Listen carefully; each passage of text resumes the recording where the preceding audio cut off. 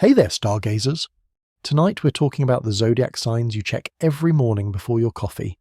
But here's the kicker.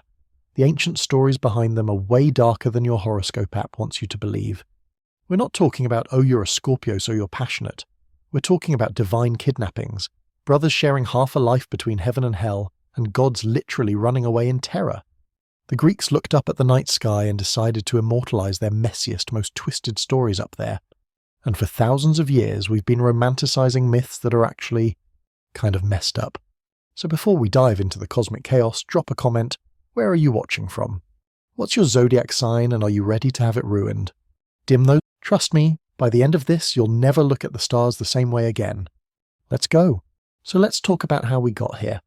The ancient Greeks had this fascinating habit of looking up at the night sky and deciding it was the perfect place to immortalize their most dysfunctional family dramas.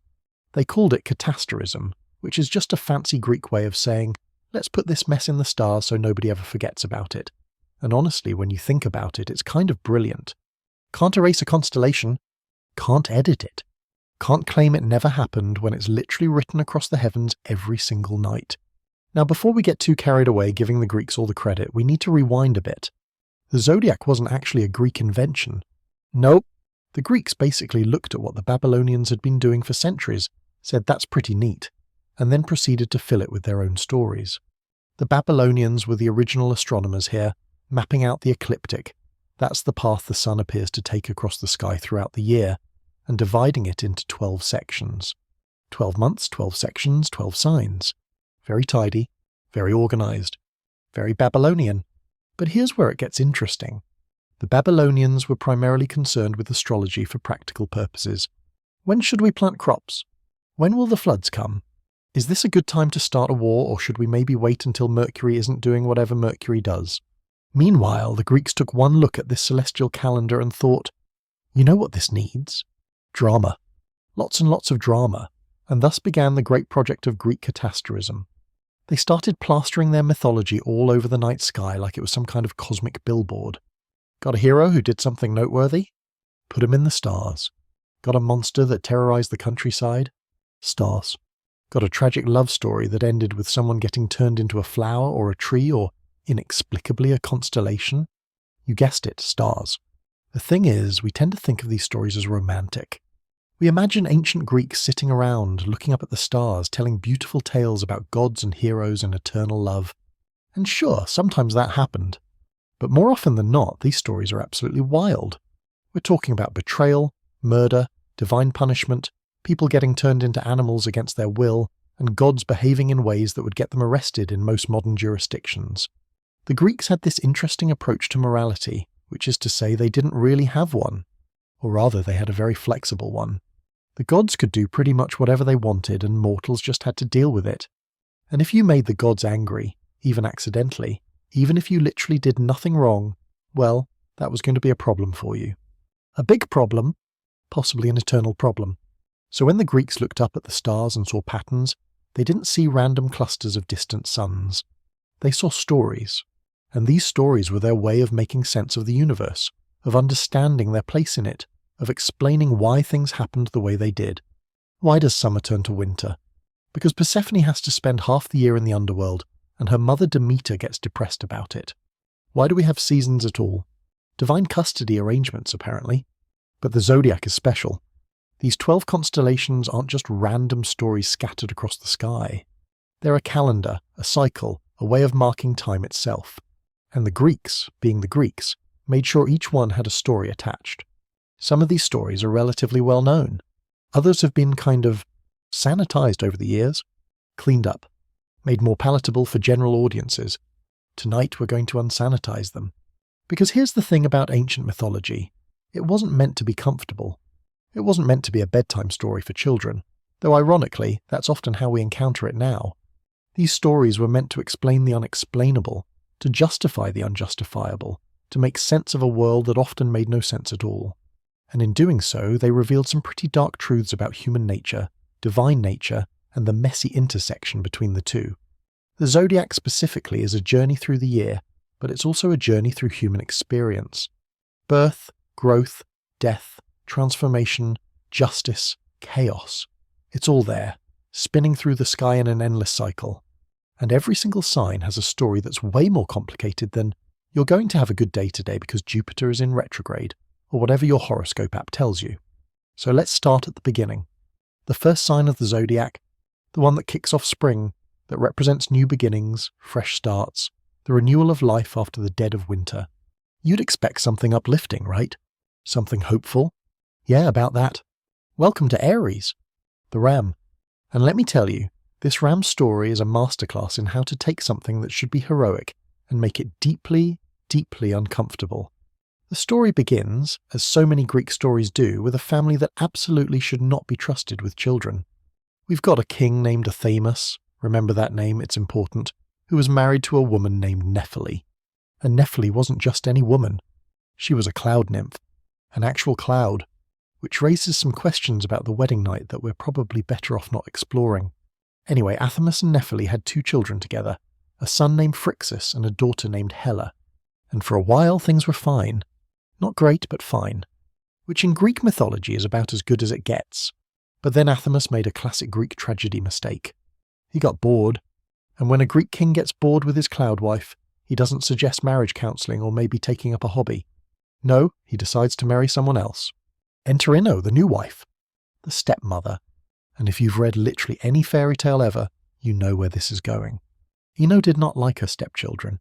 And I don't mean she was cold or distant or forgot their birthdays. I mean she actively wanted them gone. Dead, preferably. Which seems extreme, but this is Greek mythology, where extreme is basically the default setting. So Ino came up with a plan. And it was diabolical, really. She secretly destroyed all the crops in the kingdom. Just ruined them. Made sure nothing would grow. And when the inevitable famine came, when people started panicking about starvation, Ino suggested that maybe they should ask the oracle at Delphi what to do. Seemed reasonable enough, except Ino had already gotten to the messengers. She'd bribed them, paid them off, told them exactly what to say when they came back from Delphi. And what they said was this: the gods demand a sacrifice. Specifically, they want Phrixus and Helle. Burn them on an altar and the crops will return. Now let's pause here for a moment, because this is where the story gets really dark. We're talking about human sacrifice. Of children. The king's own children. And not because they'd done anything wrong, not because they'd offended the gods, but because their stepmother was playing political games and nobody bothered to fact-check her sources. King Athamas, to his credit, and its very little credit, was hesitant about this. Probably because murdering your own children is generally frowned upon, even in ancient Greece. But the people were starving. The priests were insistent. The oracle had supposedly spoken. What was he supposed to do? This is the part where most stories would have a hero step in. A champion. Someone to save the day. And technically, that's what happened. Sort of. But in the most Greek way possible, the salvation came with its own set of problems. The hero of this story, if we can call it that, was a ram. But not just any ram, a golden ram. A flying golden ram with wool that literally glowed. This ram was sent by Nephele, the cloud mother who apparently still had some pull with the divine bureaucracy despite being divorced. Or possibly it was sent by Hermes, the messenger god, depending on which version you read. The Greeks weren't really big on consistent continuity. Either way, this magnificent golden ram appeared right before Phrixus and Helle were about to be sacrificed. It told them, because of course it could talk, this is Greek mythology, to climb on its back. It was going to fly them to safety, to a place called Colchis, which was basically the edge of the known world at the time, far away from their murderous stepmother and their disturbingly compliant father. So the 2 children climbed onto this golden ram, and it took off into the sky. Which sounds pretty great, right? Magical rescue, flying through the clouds, escape from certain death. This is the happy ending.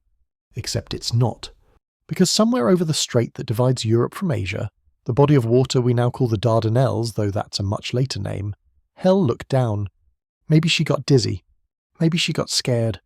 Maybe she just made the mistake of realizing exactly how high up they were, and how very far down the water was. Whatever happened, she lost her grip, and she fell. The ram couldn't save her. Phrixus couldn't save her. She just fell, down and down and down, and hit the water. The Greeks, never ones to waste a good tragedy, named that body of water the Hellespont. Hell's Sea, a memorial to a girl who survived a murder plot only to die in the escape attempt. Which is just... it's a lot. Phrixus, meanwhile, held on. He made it to Colchis. He survived. And you'd think that would be the end of the story. He'd been saved. He'd start a new life. Maybe thank the ram, give it some nice grass to eat, let it retire in peace. But no, because here's where the story goes from tragic to truly messed up. When Phrixus arrived in Colchis, he was welcomed by King Aeetes, who would later become famous for being the father of Medea, but that's a whole other nightmare. Aeetes gave Phrixus shelter, even gave him his daughter in marriage. Things were looking up. Phrixus was safe. He'd escaped death. He had a new family. All thanks to this golden ram that had literally saved his life. So naturally he sacrificed the ram to Zeus. Let me say that again, because it's worth repeating. The ram saved his life, flew him across the sea, rescued him from being burned alive on an altar, and Phrixus's way of saying thank you was to kill it and offer it up to Zeus, the same Zeus who had presumably sent the ram in the first place, or at least approved of the mission. The logic here is absolutely wild. It's like if someone pulled you out of a burning building and your first thought was, you know what, I should probably set them on fire as a thank you gift. But this was considered pious. This was the right thing to do. The ram was a gift from the gods, so naturally the correct response was to give it back to the gods. Dead. On an altar. Because that's how divine gratitude worked in ancient Greece. The gods give you something wonderful, and you immediately destroy it in their honour. It's the thought that counts, apparently. The ram's golden fleece, which remember was literally its skin, was then hung in a sacred grove, guarded by a dragon that never slept. This fleece would eventually become the object of the most famous quest in Greek mythology, Jason and the Argonauts, the Golden Fleece, the whole adventure that ended with Medea murdering her own children. But that's another story. Several other stories, actually. Greek mythology is basically one long domino effect of bad decisions and divine intervention. So the ram died, its fleece became a trophy, and the Greeks looked up at the stars and said, let's put this in the sky, and thus Aries was born. The constellation, the Zodiac sign, the symbol of new beginnings and fresh starts. Except the story isn't about new beginnings at all. It's about betrayal. It's about a stepmother who tried to murder 2 children. It's about a father who almost let it happen. It's about one child who drowned during a rescue attempt. It's about a magical creature that saved a life and was rewarded with death. And it's about a system of belief where all of this somehow made sense, where sacrificing your saviour to the god who sent him was considered the morally correct choice. If you're an Aries, this is your origin story. Not your brave and headstrong and natural leaders, but your symbol is a creature that died because the person it saved decided gratitude was best expressed through ritualistic slaughter, which, let's be honest, is not what you're expecting when you read your horoscope over morning coffee. But here's the thing, this story is actually teaching something in its own twisted way. It's about the price of salvation, about how rescue isn't free, how safety comes with obligations, how the gods don't just give gifts without expecting something in return. The ram saved Phrixus, yes, but that salvation created a debt. And in the end, there's also something here about transformation and sacrifice. The ram started as a divine creature, golden and glorious. It became a saviour, then a victim, then a symbol. Its fleece outlived it, became more famous than the living animal ever was. It was transformed from subject to object, from active participant to passive prize. And in that transformation, it became immortal, not as a living being, but as a story, as a constellation, as a symbol that would be recognized for thousands of years. That's catastrophism in action. The Greeks took this messy, uncomfortable story about family dysfunction, attempted child murder, accidental death, and questionable sacrificial practices, and they put it in the sky. Not to celebrate it necessarily, but to remember it, to mark it, to make sure that every spring when the sun moved into Aries, people would look up and remember this story. And maybe that's the point. Maybe the Zodiac isn't meant to be comfortable. Maybe these stories are supposed to be complicated, morally ambiguous, full of choices that seem right in one context and absolutely horrifying in another. The Greeks didn't sanitize their mythology because they knew that life itself isn't sanitized. Bad things happen to good people. Good things happen to bad people. Sometimes heroes kill their saviors and call it piety. Sometimes rescue attempts fail halfway through. Sometimes the people who are supposed to protect you are the ones you need protection from. The ram in the sky, Aries, is a reminder of all of this.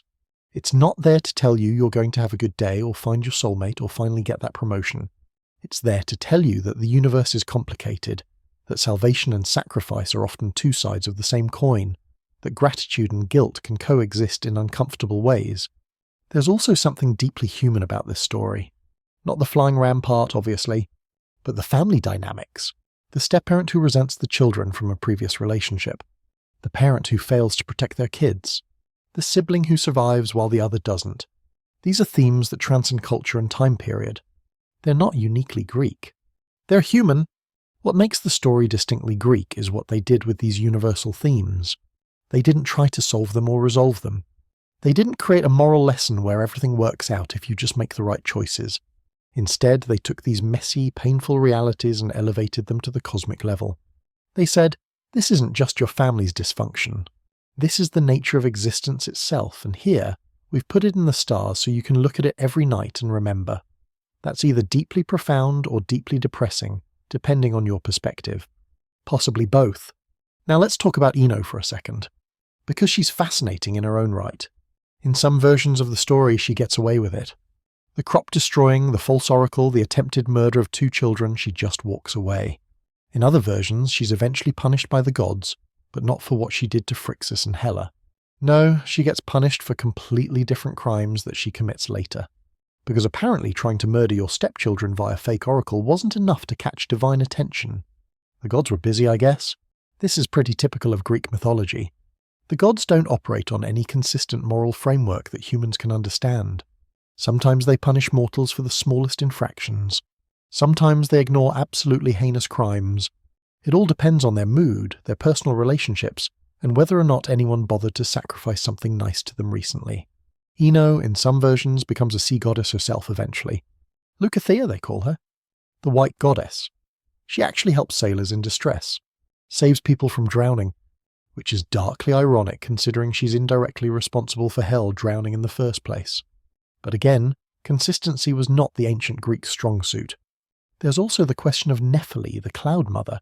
She sends the ram to save her children, or facilitates its sending depending on the version, but then she just kind of disappears from the story. She doesn't mourn Helle publicly. She doesn't confront Athamas or Ino. She doesn't reclaim Phrixus after he's safe in Colchis. She just vanishes like clouds do. Maybe that's the point. Maybe being made of clouds means you can't really hold on to anything, including your own children. Or maybe the storytellers just didn't think her grief was interesting enough to include. Ancient Greek storytellers had a habit of dropping characters once they'd served their narrative purpose. Nephele saves her children, well, attempts to, and that's it. Her role is done. Move along, nothing more to see here. But think about what that means. She's a mother who had to watch her children being prepared for sacrifice. She manages to arrange a rescue, sends a divine ram to save them, and then one of her children dies anyway in the escape attempt, and the other one ends up killing the creature she sent to save him. If there's a worse sequence of events for a mother, I can't think of it. But the Greeks don't explore her pain. They don't give her a voice in the story after the rescue begins. She's just gone. This is part of the larger pattern in Greek mythology, where women are often either villains or victims, and rarely given much agency beyond that. Ino is active but evil. Nephele is sympathetic but passive. Helle is purely a victim. None of them get to be complex in the way male characters do. None of them get to be heroes with flaws or villains with motivations that we're meant to understand and maybe even sympathize with. They're which makes you wonder what the story would look like if we centered it on the women instead of on Phrixus and the ram. What if we told it from Ino's perspective? What drove her to such extreme measures? Was it just generic evil stepmother syndrome, or was there something else going on? Was she trying to secure her own children's position? Was she responding to some threat we don't know about? The story doesn't say. She's just evil because the story needs her to be evil. What about Nephele's perspective? How does a cloud nymph end up married to a mortal king in the first place? What was that relationship like? How did she feel when he left her for someone else? The story treats her divorce as a given, as just something that happened, but there's a whole emotional landscape there that we never see. And Helle, poor Helle, she gets maybe 3 lines in most versions of the story. She exists to fall off the ram and give her name to a body of water. That's it. That's her entire role. We don't know what she was like. We don't know if she was brave or scared or angry or resigned. We just know she fell and she died and they named a sea after her. But this is how mythology works. It's not meant to be a complete historical record or a psychological character study.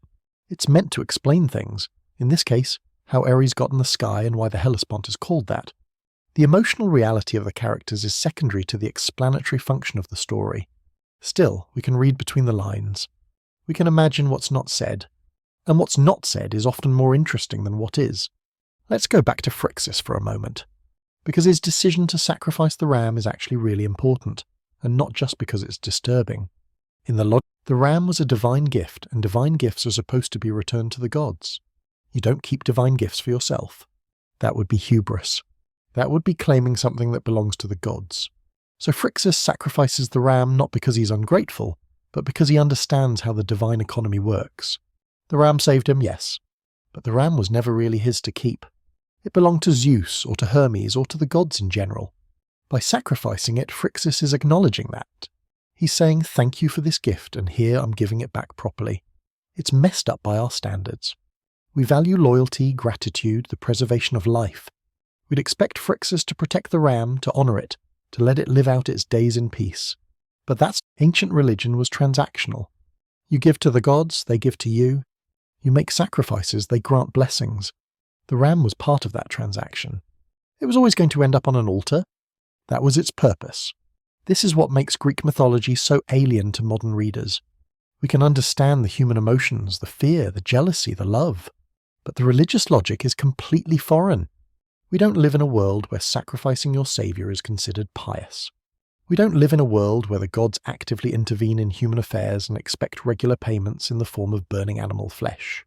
But the Greeks did. And this story makes perfect sense within that framework. It's not about being grateful or ungrateful. It's about understanding your place in the cosmic order. Phrixus was saved by the gods, and he repays them by returning their gift properly. The ram's death isn't a betrayal. It's a fulfillment of the ram's purpose, which is cold comfort if you're the ram, obviously. But nobody asked the ram what it thought about any of this. There's also the matter of the golden fleece itself. This object becomes hugely important in later mythology. Jason and the Argonauts sail to Colchis specifically to retrieve it. The fleece has magic properties. It can heal, it can protect, it's valuable beyond measure. But it's also just a ram's skin. It's the physical remains of a creature that died because sacrifice was considered more important than life. The fleece is wealth. It's power.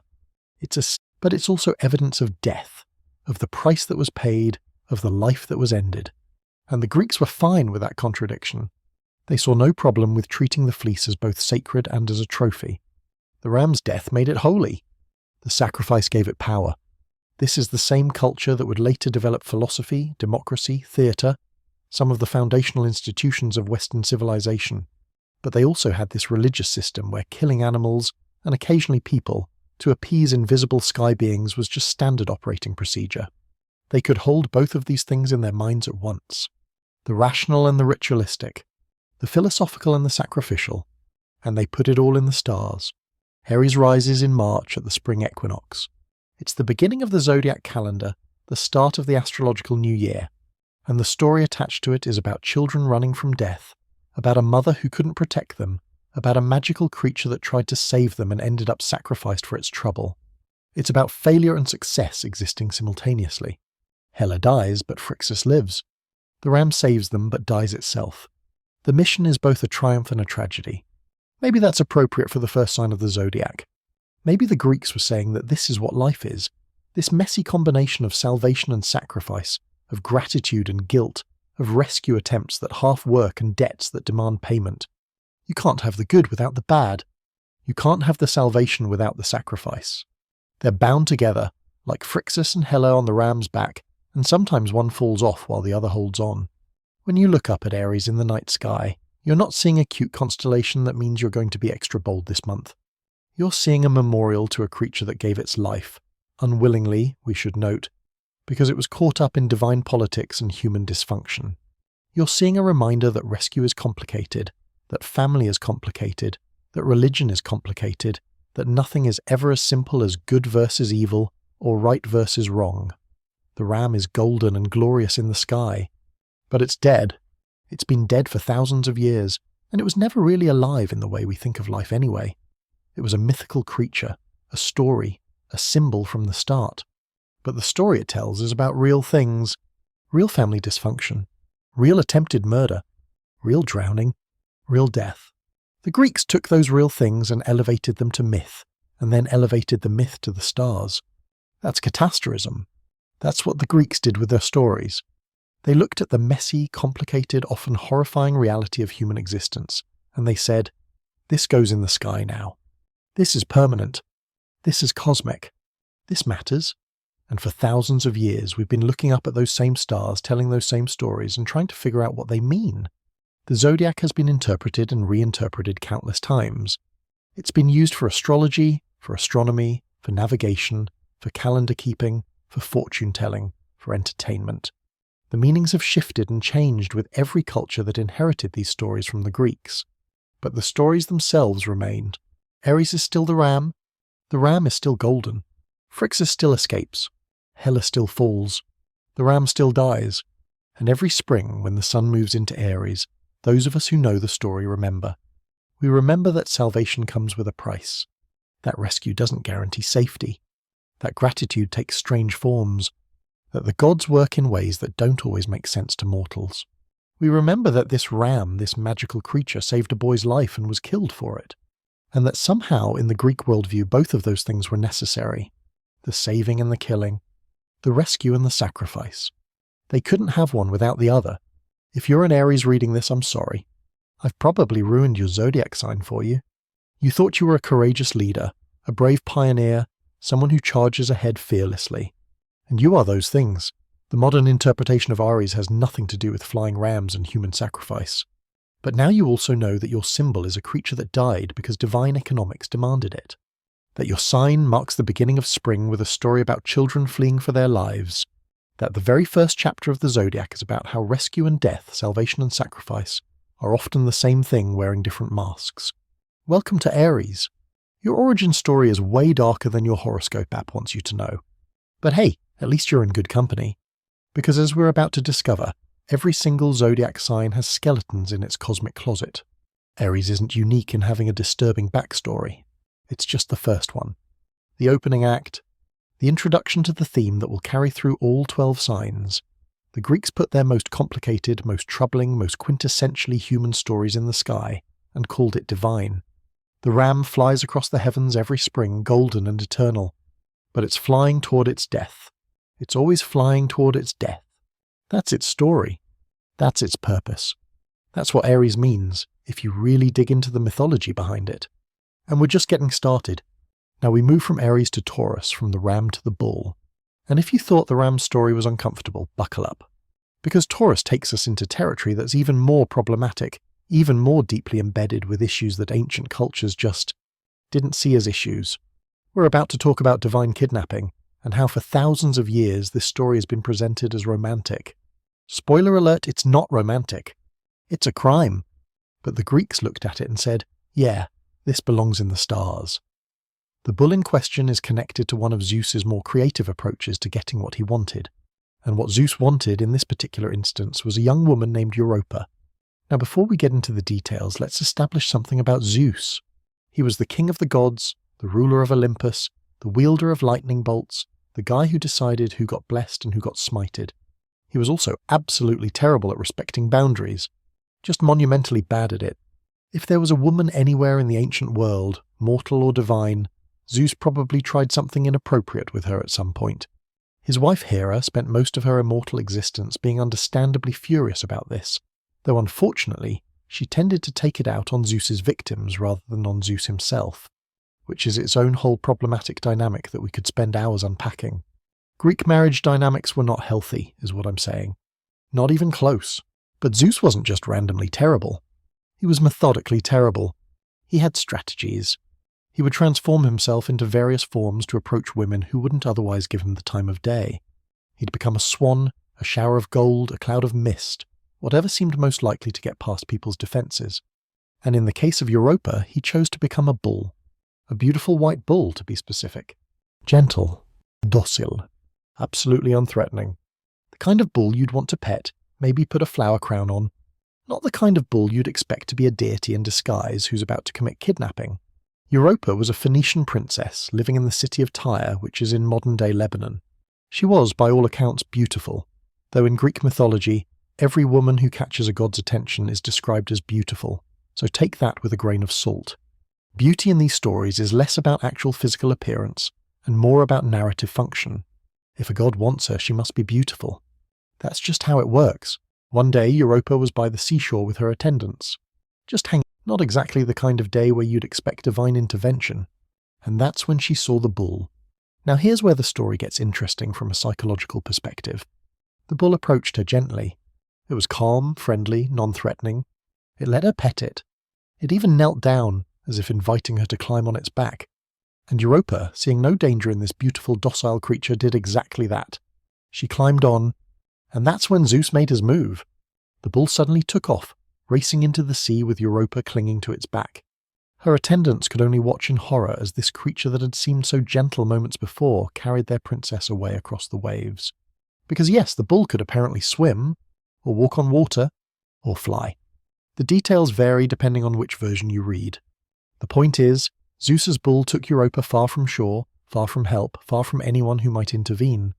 He carried her all the way to Crete, to a beach specifically where he revealed his true form and proceeded to, well, let's just say he made his intentions very clear. And Europa, stranded on a foreign island with no way home, no protection, and facing down the king of the gods himself, didn't exactly have a lot of options. The ancient sources describe this as a love story. They talk about how honoured Europa was to catch Zeus's attention. They describe the children she bore him, 3 sons, including Minos, who would become king of Crete and whose name would eventually be associated with the civilization itself. They talk about how Zeus gave her gifts, including a bronze automaton named Talos who would protect Crete, and a magical javelin that never missed its target, and a dog that could catch anything it chased. But let's call this what it actually is. This is kidnapping. This is abduction. Zeus saw a woman, decided he wanted her, transformed himself to gain her trust, and then carried her off to a remote location, where she had no support system and no means of escape. The fact that he was a god doesn't make this romantic.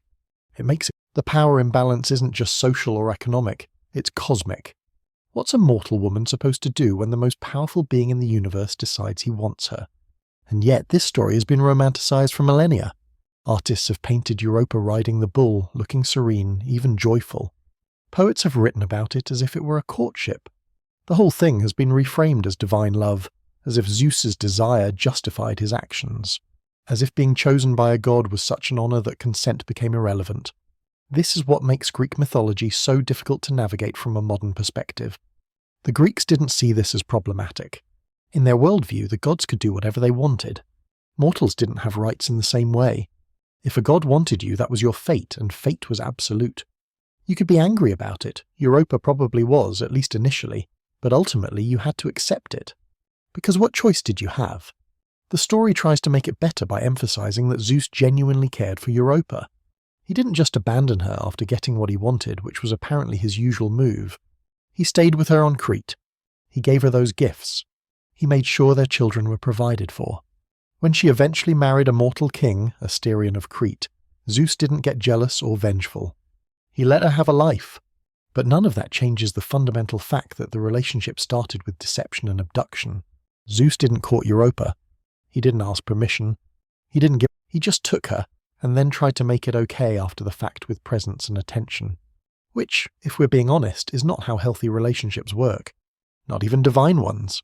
There's also something deeply unsettling about the method Zeus chose. He didn't appear to Europa as himself, as the powerful god king. Instead, he deliberately made himself appear harmless. He became something gentle and beautiful, something she'd feel safe approaching. He exploited her trust, her compassion, her willingness to interact with a creature that seemed vulnerable and friendly. It's predatory behavior. That's what it is. Zeus used deception to get close to someone who wouldn't have gone with him otherwise.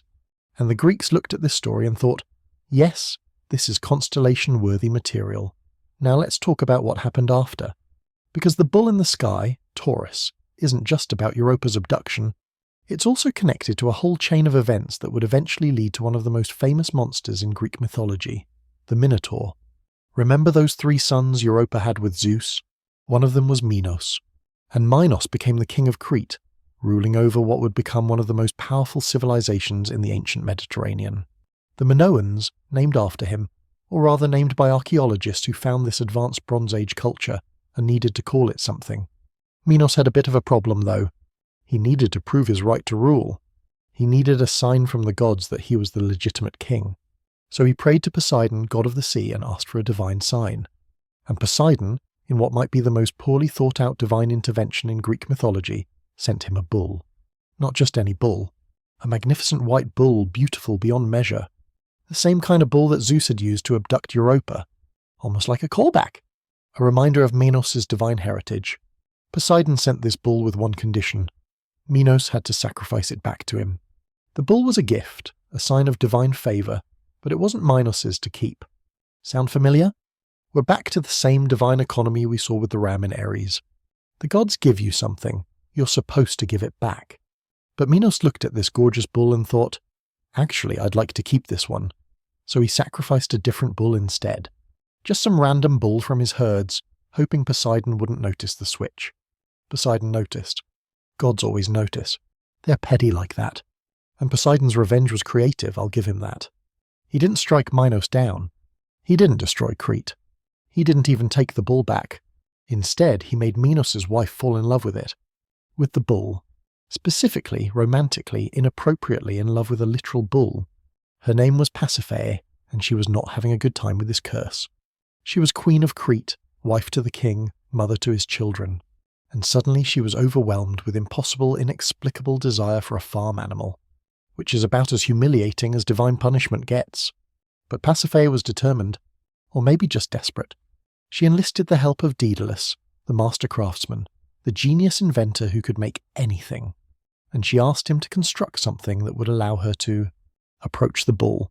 Daedalus, who really should have refused this commission on moral grounds but apparently needed the money or the challenge or both, built her a hollow wooden cow.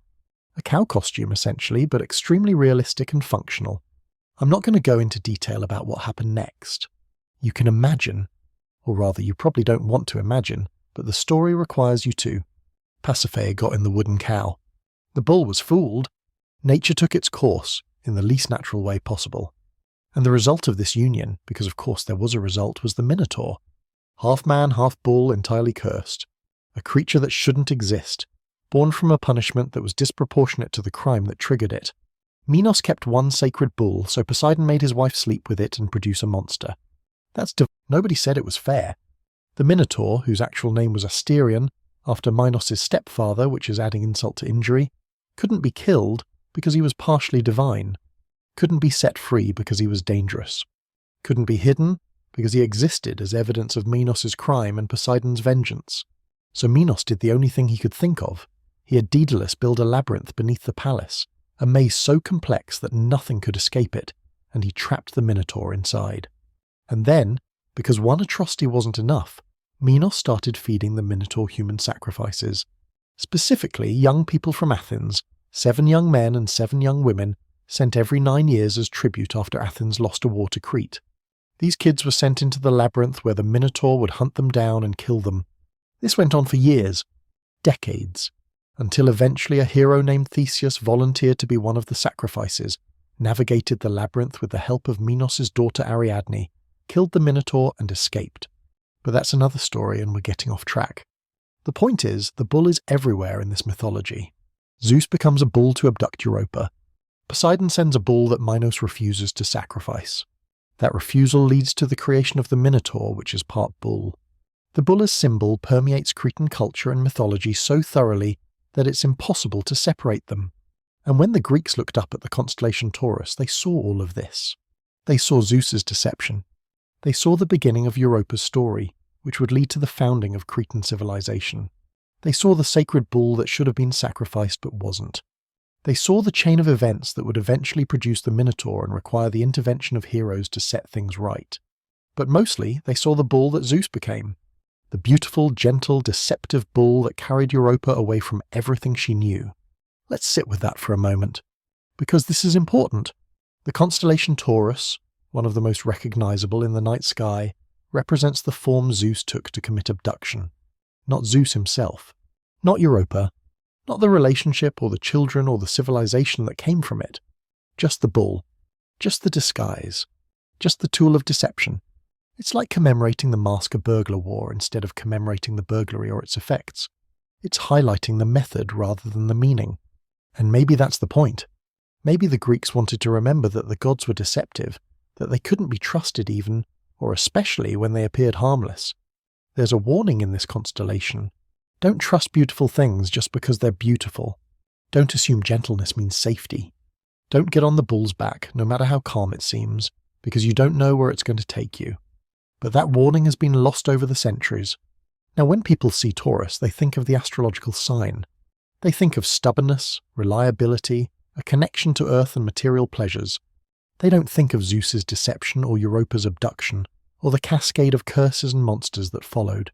The mythology has been sanitized, simplified, turned into something more palatable. Europa's story becomes a romantic adventure. The bull becomes a symbol of strength rather than deception. The Minotaur becomes just a monster in a maze, disconnected from the complex web of divine punishment and human suffering that created it. But the original stories are still there if you dig deep enough, and they're telling us something important about how the Greeks viewed their gods and their world. The gods were powerful, yes, but they were also capricious, selfish, and willing to harm mortals to satisfy their own desires. Zeus wanted Europa, so he took her. Poseidon was offended by Minos, so he cursed Pasiphae. The mortals caught in these divine games had no agency, no choice, no say in what happened to them. They could only react, survive, try to make the best of situations they never asked to be in. And the Greeks put this in the stars. They made it permanent. Every spring when Taurus rises, it's a reminder that beauty can be deceptive, that power corrupts, that the gods are not necessarily benevolent just because they're divine. There's also something interesting about the fact that Taurus is one of the oldest constellations we know of. It dates back to the Bronze Age, possibly earlier. The Babylonians recognized it. The Egyptians had myths associated with it. When the Greeks inherited this constellation from earlier cultures, they attached their own stories to it, but the bull was already there, already important, already cosmic. Why bulls? What made this animal so significant to so many cultures? Part of it is practical. Bulls were economically important, associated with agriculture, fertility, strength. They were valuable animals, powerful animals, dangerous animals. They commanded respect. But there's also something primal about bulls. They're aggressive, territorial, powerful. They represent raw masculine energy, uncontrolled force. In many ancient cultures, bulls were associated with gods of strength and fertility. They were sacrificed in important rituals. Their horns were symbols of divinity. When Zeus chose to become a bull, he wasn't just picking a random animal. He was taking on all of that symbolic weight. He was presenting himself as powerful but controllable, fierce but gentle, divine but approachable. He was using cultural symbols to manipulate Europa's perception, and it worked. She got on the bull's back. She trusted it. And by the time she realized her mistake, it was too late. This is predatory behavior dressed up in mythological language. Zeus identified what would make Europa feel safe, and he weaponized it. He didn't overpower her physically. He overpowered her psychologically, emotionally. He made her complicit in her own abduction by making her think she was making a choice, when really the choice was made the moment he decided he wanted her. Modern audiences tend to gloss over this. We see the word mythology and think it's all metaphorical, all symbolic, all safely in the past. But these stories were teaching tools. They were explaining how the world worked, how power operated, how humans should relate to the divine. And what they taught in this case is that women don't have agency when gods want them. That deception is an acceptable tool if you're powerful enough. That abduction can be reframed as romance if you just give it enough time and compensate with enough gifts. These are not good lessons. These are not messages we want to pass down through generations. And yet, here we are, thousands of years later, still telling Europa's story, still looking up at Taurus in the night sky, still treating this mythology as culturally important and worth preserving. Which raises the question, how do we engage with problematic mythology? Do we just stop telling these stories? Do we retell them with modern sensibilities, changing the parts that make us uncomfortable? Or do we tell them as they were, with all their problematic elements intact, and use them as teaching moments about how cultural values change over time? I lean toward the third option, because sanitizing these stories doesn't make the problems go away. It just hides them.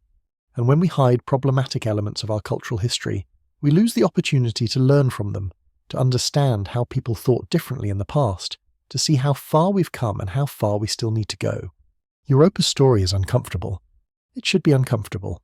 It's a story about a god abusing his power to satisfy his desires, and about a woman who had no choice but to adapt to circumstances forced upon her. That's not romantic. That's not okay. And we shouldn't pretend it is just because it's ancient and mythological. But we also shouldn't erase it, because this story tells us something real about the culture that created it. The Greeks believed their gods behaved this way. They believed mortals had to simply endure divine attention, whether welcome or not. They believed that beauty and power could be deceptive, that trust could be exploited, that sometimes the most dangerous threats came disguised as gentle creatures. Those are valuable lessons, even if the story that teaches them is problematic. Maybe especially because the story is problematic. When we look up at Taurus now, in our modern world with our modern values, we can see it differently than the ancient Greeks did. We can acknowledge the mythology while also critiquing it. We can appreciate the astronomical significance of the constellation, while also recognizing that the story behind it is deeply troubling. We can say, this is a beautiful constellation with ancient significance, and the story attached to it is about divine predation masquerading as desire. Both of those things are true. The beauty and the horror coexist, just like they did in ancient Greece, just like they do in the world today. Because let's be honest, predators still use deception. People still exploit trust. Power is still abused. The specifics have changed, but the fundamental dynamics haven't.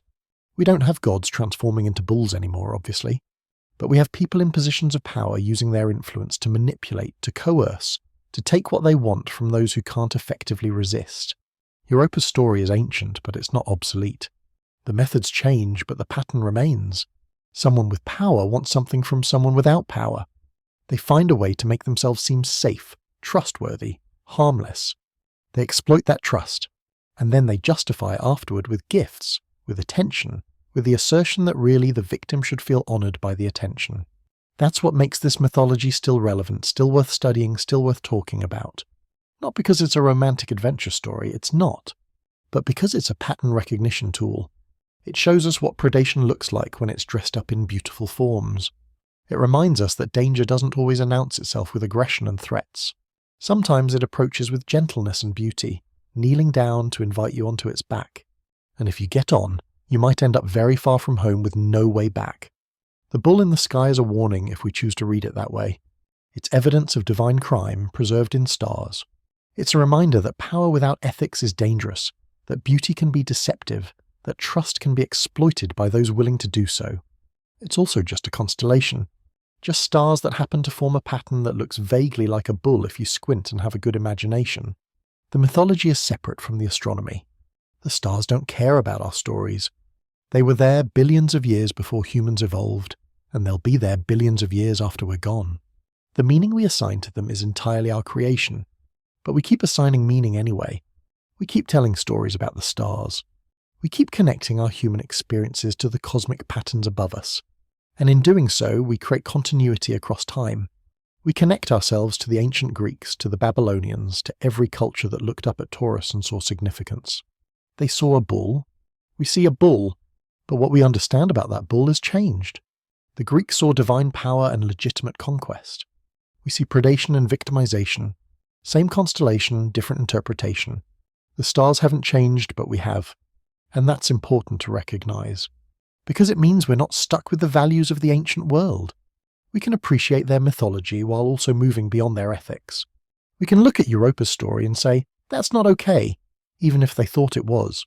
We can reclaim these stories, reinterpret them, find new meanings in them that serve us better. Taurus doesn't have to represent Zeus's deception. It can represent Europa's survival, her resilience. The fact that she was abducted, traumatized, stranded in a foreign land and somehow built a life anyway. She became a queen. She raised her children. She's remembered thousands of years later, her name given to an entire continent. Europe from Europa. The bull took her away, but she made something of the place she was taken to. She had agency in the aftermath, even if she didn't have agency in the initial abduction. That's worth remembering too. And the Minotaur, that tragic monster born from a curse that was never his fault, he's part of this story too. He's what happens when divine punishment cascades through generations, when one crime leads to another, when innocent beings are caught in cycles of vengeance they didn't create and can't escape. The Minotaur lived in darkness in a maze fed on human sacrifices until a hero came and killed him. He didn't choose to be born half bull. He didn't choose to be a monster. He didn't choose the labyrinth or the hunger or the isolation. He was just the consequence of his father's greed and a god's spite, living out a cursed existence until someone ended it for him. That's the hidden tragedy in the Taurus mythology. Not just Europa's abduction, though that's certainly tragic, but the generational trauma that followed. The curse that kept propagating through Minos' family, affecting his wife, his children, his kingdom. The young Athenians fed to the Minotaur, dying in darkness for a crime their city committed years before they were born. The bull started all of this. Zeus as a bull carrying Europa away. The sacred bull that Minos refused to sacrifice. The curse that made Pasiphae love a bull. The Minotaur, half bull and half man. Bulls everywhere in this mythology, representing deception, divine power, punishment, and tragedy. And in the sky, Taurus watches it all. The constellation rises and sets, eternal and unchanging, a reminder of that first bull, that first deception, that moment when Zeus decided what he wanted was more important than what Europa wanted. If you're a Taurus, this is your inheritance. Not the sanitized version about strength and reliability and stubbornness, but the real version, where your sign represents the form a god took to commit abduction and all the subsequent trauma that spread out from that single act. It's heavy. It's uncomfortable.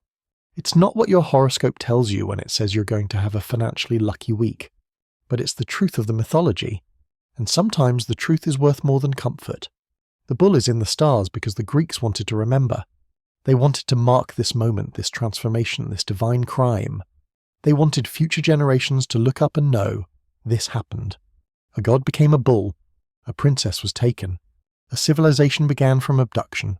Curses followed. Monsters were born. Heroes eventually intervened. All of it connected. All of it cosmic. All of it written in the sky for anyone who cares to read it. And we're still reading it thousands of years later. Still trying to understand what it means, what it meant, what it should mean going forward. Still arguing about whether these stories are cultural treasures or problematic relics or both. Still looking up at Taurus and seeing beauty in the stars while recognizing horror in the story. That's mythology. That's catasterism. That's what the Greeks did. They took their most complicated human experiences and divined them, literally. They put them among the stars where they'd be preserved forever, beyond mortal reach, beyond editing, beyond erasure. The bull is still there. It's always been there. It will always be there, and now you know what it really represents. From the bull we move to the twins. Gemini, the constellation that's supposed to represent brotherhood, duality, perfect companionship. And on the surface, that's exactly what it looks like. Two brothers, inseparable, loyal to the death and beyond. It's actually kind of touching, especially after the previous two signs gave us child sacrifice and divine kidnapping. But here's the thing about Gemini, the story is touching, yes, but it's also profoundly sad. Because these twins weren't equal. They didn't have the same destiny. One was immortal, one was mortal. One was the son of Zeus, one was the son of a regular human king. And they spent their entire lives knowing that eventually, inevitably, one of them would die while the other lived on forever. That's not exactly the foundation for a healthy sibling relationship. That's a tragedy waiting to happen, written into their DNA from birth. Their names were Castor and Pollux, though the Greeks called them Castor and Polydeuces, which sounds more authentic but less familiar to modern ears. They were twins, born to Leda, the Queen of Sparta. And here's where things get complicated, because their conception story is absolutely wild even by Greek mythology standards. Leda had a husband. His name was Tyndareus, and he was the king of Sparta, which should have made him important enough to matter in this story. But this is Greek mythology, so of course Zeus had to get involved. Because Zeus could never just let mortals have normal lives and normal families. Zeus, in yet another example of his concerning pattern of transforming into animals to approach women, decided to become a swan. Why a swan? Who knows? Maybe he'd exhausted his other options. Maybe he thought swans were having a moment. The point is, he showed up as a swan, and somehow, don't ask me to explain the logistics, Leda ended up pregnant. But she was also pregnant by her actual husband, Tyndareus. At the same time, with different children. Because apparently that's something that can happen in Greek mythology, even if it makes absolutely no biological sense. The result was that Leda laid eggs. Yes, eggs. Human eggs. Or rather, swan eggs containing human babies. I told you this was wild. From these eggs came 4 children. 2 boys and 2 girls. The boys were Castor and Pollux. The girls were Clytemnestra and Helen. Yes, that Helen. Helen of Troy, the face that launched 1,000 ships. But we're not talking about her tonight. Tonight is about the brothers. Castor was mortal, son of Tyndareus. Pollux, and despite this fundamental inequality, despite being literally born from different fathers, they were inseparable. They did everything together. They went on adventures together. They joined the crew of the Argo with Jason, searching for the Golden Fleece. Yes, that fleece. The one from Ares, the dead ram's skin. Greek mythology is all interconnected like this. They were known as the Dioscuri, which means sons of Zeus, even though technically only one of them was Zeus's son. But I guess one son of Zeus and one son of some mortal king doesn't have the same ring to it. The twins were famous for their skills. Castor was a master horseman and warrior. Pollux was an excellent boxer, one of the best in Greece. Together they were formidable. They protected sailors, appeared to ships in distress as lights, the phenomenon we now call St. Elmo's fire, though obviously the Greeks didn't call it that. They were heroes, adventurers, protectors, all the things you'd want in legendary brothers. But there was always this shadow hanging over them. Castor was going to die someday. That was inevitable.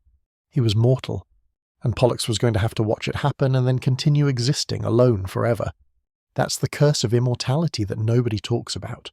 Everyone thinks living forever sounds great until they really think about what it means. It means watching everyone you love age and die while you stay the same.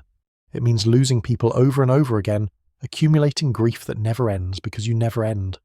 For Pollux, it was even worse, because he wasn't just going to lose friends or lovers or random people he met. He was going to lose his twin, his other half, the person he'd shared a magical swan egg with, the person who'd been with him literally since before birth. And he knew it was coming. They both knew it was coming. Every adventure they went on, every battle they fought, every time Castor did something risky or dangerous, there was this unspoken knowledge that someday one of these risks would be the last one. That happened because of their cousins. Because of course it did. Greek tragedy loves family conflict. Castor and Pollux had cousins named Idas and Lynceus. They were twins too, actually, which makes this even more ironic. And they'd all been friends, had gone on adventures together, had fought side by side. But then they had a disagreement over cattle. Because apparently cattle were serious business in ancient Greece. Serious enough to murder your cousins over. The details of the dispute vary depending on which version you read. Some say it was about fairly dividing stolen cattle. Some say it was about a woman, because Greek stories love throwing women in as prizes to be fought over. Some say it was about an insult or a betrayal or wounded pride. The specifics don't really matter. What matters is that the disagreement escalated into violence. Idas and Lynceus killed Castor. Just like that. One moment there were 4 young men arguing. The next moment a mortal twin was dead, and his immortal brother was left standing there, having to process the impossible thing that had just happened. Pollux killed them in return, obviously. That's what Greek heroes do when their brothers get murdered. But it didn't change anything. Idas and Lynceus were dead, but so was Castor. And unlike Pollux, unlike his immortal twin, Castor wasn't coming back. This is where the story gets really interesting because we get to see what immortality actually means when you're grieving. Pollux cradled his brother's body and realized something horrifying. He couldn't follow him. Death wasn't an option. He couldn't choose to die alongside Castor, couldn't join him in the underworld, couldn't end his own pain through the same mortal escape that had ended his brother's life. He was going to have to keep existing forever, without the person who'd been his constant companion since they were eggs. And Pollux looked up at his father, Zeus, and basically said, I don't want this. I don't want immortality if it means being alone. I don't want to live forever if Castor can't be here too. Which is probably the most profound rejection of divine privilege in all of Greek mythology. Think about Pollux was the son of Zeus. He had immortality, the most precious gift the gods could give. He would never age, never sicken, never die. He'd see the rise and fall of civilizations, the birth and death of stars. He had literally forever stretched out before him.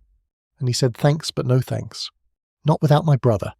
Zeus, to his credit, and Zeus doesn't get credit very often in these stories, was moved by this. His son loved his mortal twin so much that he'd give up immortality to be with him. That's devotion. That's love that transcends the mortal divine boundary. But Zeus couldn't make Pollux mortal. Once you're immortal, apparently that's it. There's no undo button. The divine essence can't be removed or reversed or switched off. Pollux was stuck being immortal whether he wanted to be or not. Zeus also couldn't make Castor immortal because he was dead, And even Zeus couldn't reverse death. Not permanently. Not really.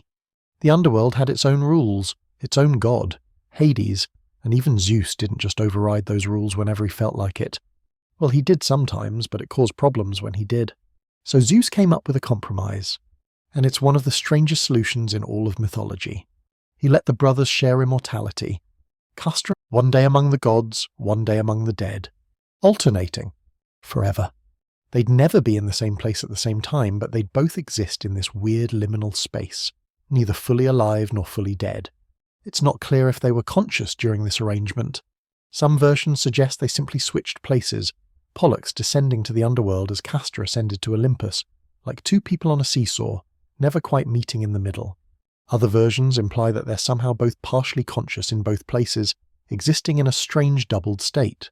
Either way, it's not exactly a happy ending. It's a compromise. A half measure. They're together in the sense that they share a fate, but they're apart in the sense that they can never actually be in the same place. They're united by their division, connected by their separation. That's Gemini. That's the twins in the sky. Not a celebration of perfect brotherhood, but a memorial to imperfect love. To the fact that sometimes devotion isn't enough to overcome fundamental inequalities. That sometimes you can love someone enough to give up everything for them and still not be able to fix the problem. The constellation shows two bright stars, Castor and Pollux, close together in the sky but distinct. Separate but connected, just like the brothers themselves. And if you're a Gemini, this is your origin story. Your sign represents brothers who loved each other so much that they couldn't bear to be apart, but who were separated by the fundamental nature of existence itself. One mortal, one immortal. One destined to die, one destined to watch it happen. And then a strange half-life shared between Olympus and the underworld, neither quite solving the problem of loss. It's beautiful in its tragedy, or tragic in its beauty. Probably both. There's something deeply human about this story, despite the whole son of Zeus and born from a swan egg elements. Because haven't we all felt that inequality in relationships? That sense that one person has something the other doesn't, and that imbalance creates tension no matter how much love exists. For us it's usually more subtle. Different opportunities, different privileges, different capacities. One sibling gets the advantages the other doesn't. One friend has resources the other lacks. One partner has security the other is denied. And when you love someone, you notice these inequalities. They hurt. You want to fix them, want to balance things out, want everyone you care about to have the same chances and the same protections. But you can't. Not always. Sometimes the imbalance is structural, fundamental, unchangeable. That's what Pollux faced. He couldn't make Castor immortal. He couldn't make himself mortal. The best he could do was find a way to share the burden, to split the difference, to create some kind of equity, even if it meant neither of them got to really live. It's a story about the limits of love. Not because love isn't strong enough, but because sometimes love alone can't change the underlying reality. Pollux loved Castor enough to give up Olympus, to give up paradise, to give up everything that came with being Zeus's son. But he couldn't give up his immortality because it wasn't a gift he could refuse. It was built into his nature, so he did the only thing he could.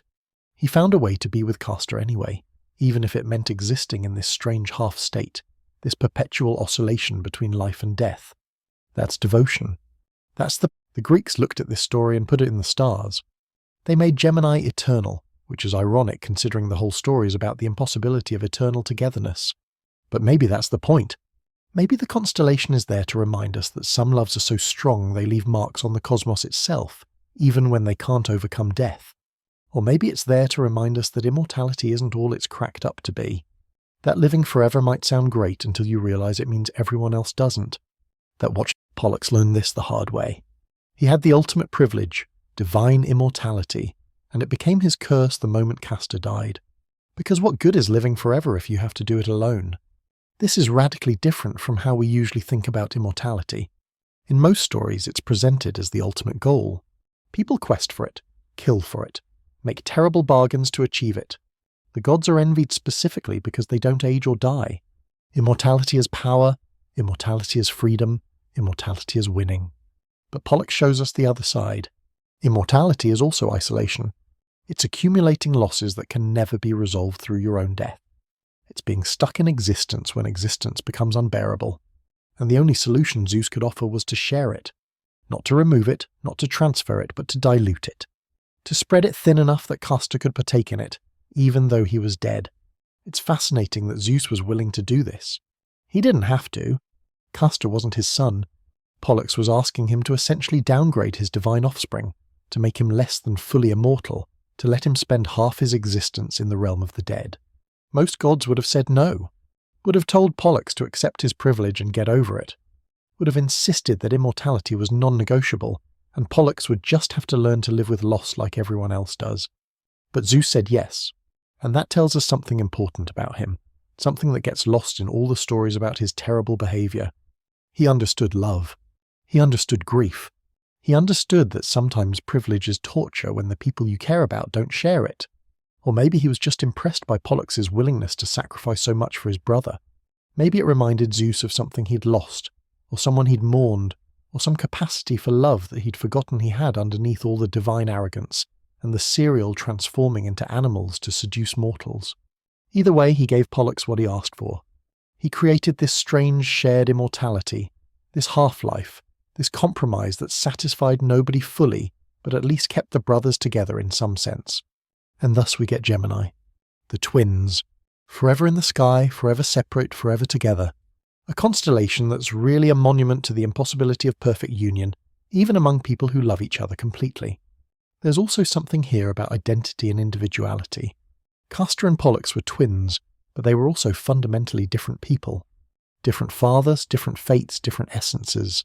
They were united by their brotherhood, but they were divided by their natures, and neither of them could become the other. Pollux couldn't be mortal. Castor couldn't be immortal. They were stuck being themselves, even when being themselves meant being apart. That's true for all of us, twins or not. We can't actually become other people, no matter how much we love them or want to share their experiences. We're trapped in our own subjectivity, our own mortality or lack thereof, our own particular constellation of privileges and disadvantages. The best we can do is what Pollux did, find ways to bridge the gap. To share what can be shared. To be present in whatever way presence is possible. To choose connection even when connection is complicated and incomplete. That's harder than it sounds. It's easy to love people when love is simple and straightforward. It's much harder when love requires sacrifice, when it requires giving up things you value, when it requires accepting uncomfortable compromises. Pollux gave up Olympus. He chose instead to spend half his time in the underworld, in darkness, in the realm of the dead. That's not a small sacrifice. The underworld in Greek mythology wasn't a pleasant place.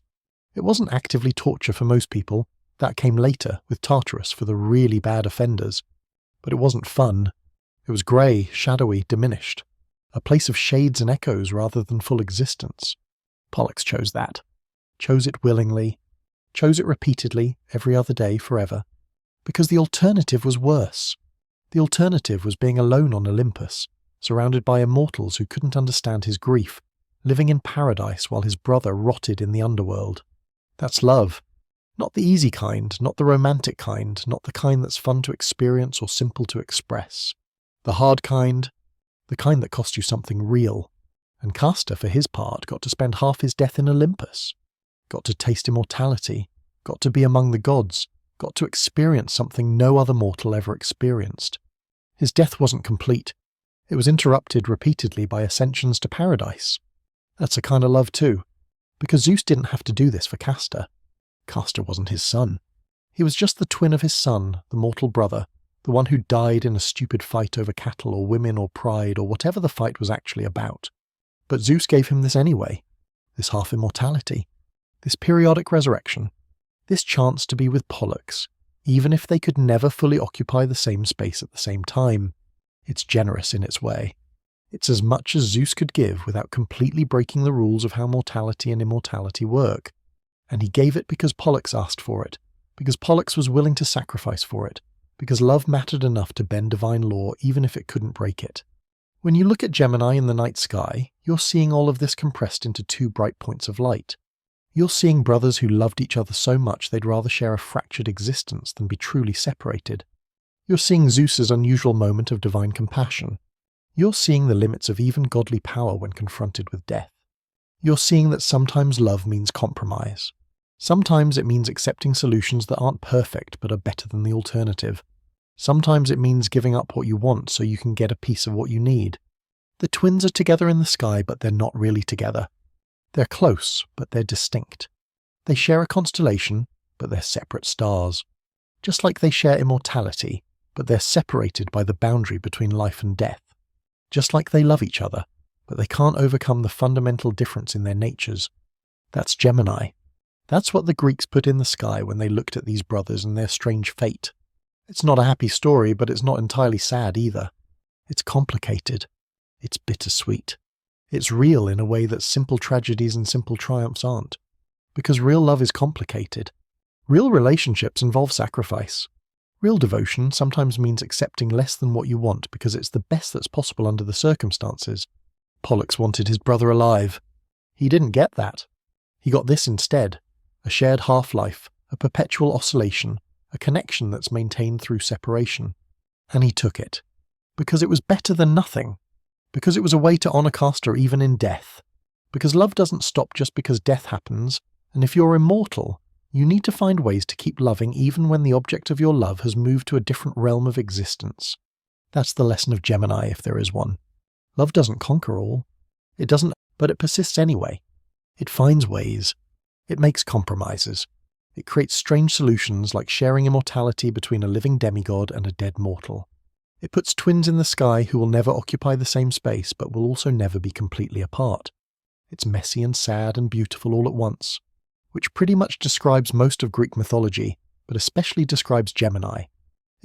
But not the fun kind of duality where you have two sides to your personality, or you can see both perspectives on every issue. It's about the kind of duality that comes from inequality. From one person having something the other doesn't. From relationships where love is strong but circumstances are stronger. From trying to bridge unbridgeable gaps because the alternative is accepting separation you can't bear.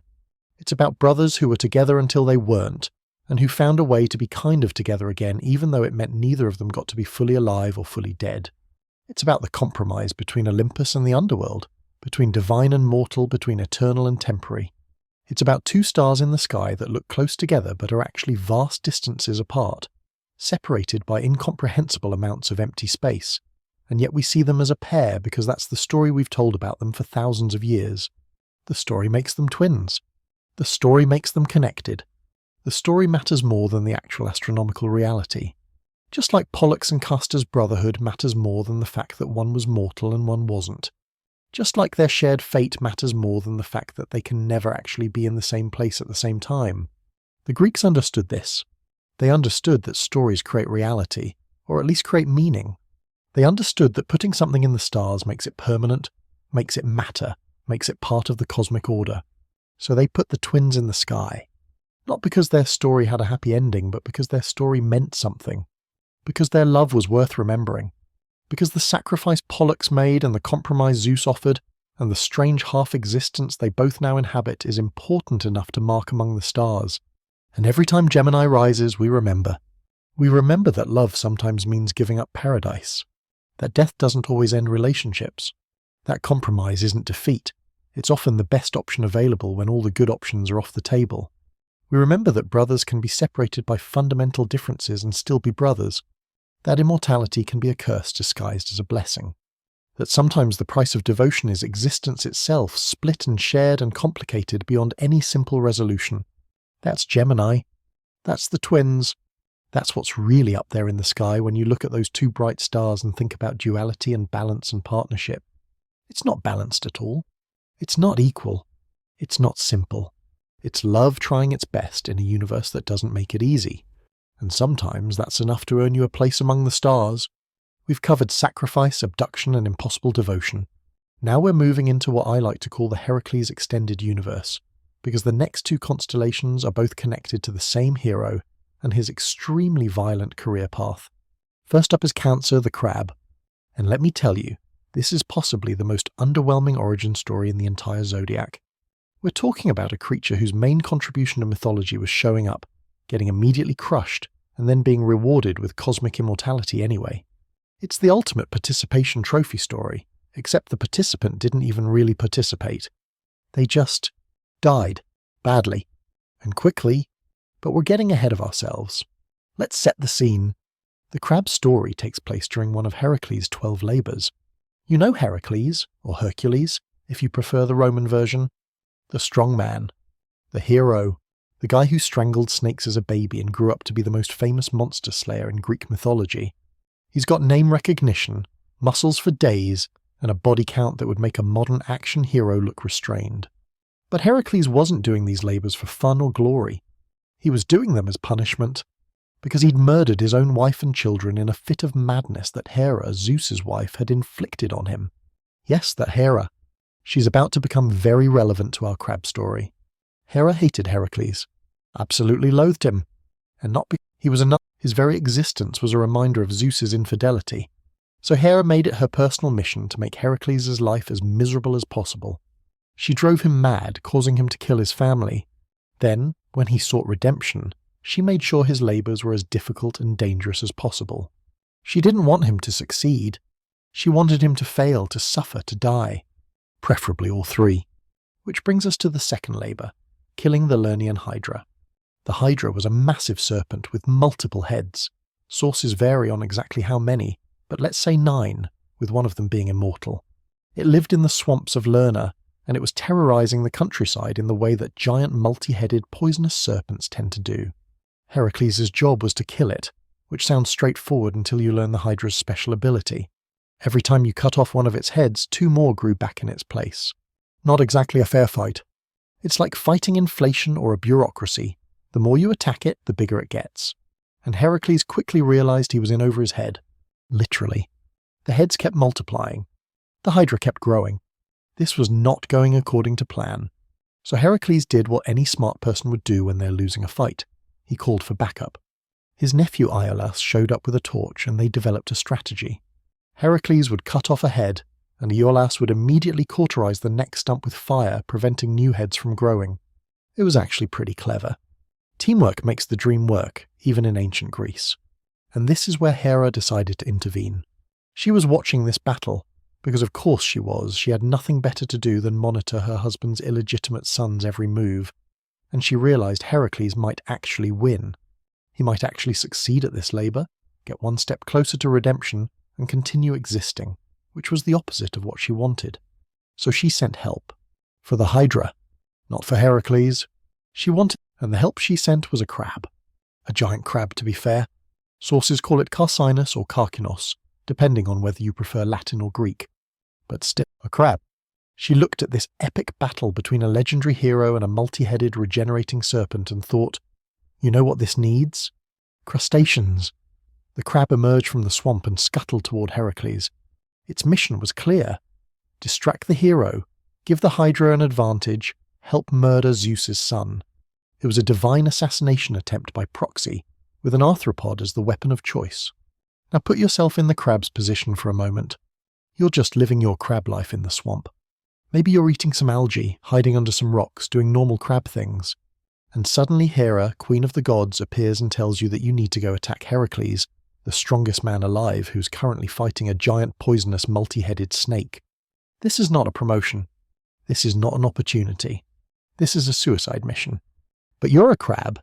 You don't really have the capacity to refuse divine commands or to understand strategic planning or to recognize that you are catastrophically outmatched. So you go. You scuttle toward this muscular hero who's busy decapitating serpent heads and dodging poisonous breath, and you do what crabs do. You pinch him. Specifically, according to the myth, the crab grabbed onto Heracles' foot. It latched, and Heracles, who was already having a rough day fighting a regenerating monster in a swamp, looked down at this crab attached to his foot and just crushed it, stepped on it, smashed it with his heel, ended its involvement in this battle in approximately 3 seconds. The crab died instantly. It had been on the battlefield for less than a minute. It had accomplished exactly nothing. The Hydra was still losing. Heracles was still winning. The crab's sacrifice had been completely meaningless. But Hera, and she was impressed. Not with the crab's effectiveness, there was none. Not with its fighting prowess, it got obliterated immediately. But with its loyalty, with its willingness to obey her command even when that command was obviously going to result in its death. So Hera took the crab and placed it in the stars. She made it a constellation. She gave it immortality, cosmic permanence, eternal recognition. Because it had tried to help her, even though it failed completely. This is Cancer. This is the crab in the sky. A creature that showed up to a battle it couldn't possibly win, made no meaningful contribution, died almost instantly, and was rewarded with constellation status anyway. It's the ultimate story of failing upward, or in this case, failing upward into the literal sky. Now there are a few ways to interpret this story. The cynical interpretation is that Hera was rewarding blind obedience regardless of competence. The crab didn't need to be effective. It just needed to be loyal. It just needed to do what it was told, even when what it was told was idiotic and suicidal. That's a pretty dark message about power and service. It suggests that the gods, or the powerful in general, value obedience over effectiveness. They'd rather have followers who do what they're told and fail than followers who question orders and succeed. The crab's complete lack of impact on the battle doesn't matter. What matters is that it tried. What matters is that when Hera said go, it went. There's also something here about the absurdity of divine favoritism. The crab, meanwhile, countless actually competent heroes and creatures get nothing. They fight well, they make real contributions, they change the course of events, and they're forgotten. But the crab that died in 3 seconds, that gets a constellation. It's not fair. It's not logical. It's not based on merit or achievement or actual worth. But it is based on connections. The crab knew the right goddess. It served the right deity. And that was enough, even though everything else about its performance was catastrophically inadequate. If you're a Cancer, this is your origin story. Your zodiac sign represents a creature that was sent on an impossible mission, failed immediately, and was rewarded anyway because it had the right patron. You're literally represented by the ultimate underdog, except the underdog didn't even make it to the fight before getting squashed. It's kind of hilarious. It's also kind of inspiring in a weird way, because it suggests that even total failure can be recognized and rewarded if you're serving someone who values your attempt. Even if you accomplish nothing, even if you die trying, even if your contribution to the battle is net zero or net negative, you can still end up in the stars. That's either deeply encouraging or deeply depressing depending on your perspective. The other interesting thing about Cancer is that it's one of the faintest constellations in the zodiac. You can barely see it. Unlike Gemini with its bright twin stars or Leo, which we're about to talk about, Cancer is dim. It's forgettable. You have to really look for it to find it, which is weirdly appropriate. The crab was forgettable. It existed for a moment and then stopped existing. The constellation reflects that. It's there, technically. It's part of the zodiac, officially. But it's not impressive. It's not memorable. It's just there. Like the crab was just there, briefly, in that swamp before Heracles' foot introduced it to oblivion.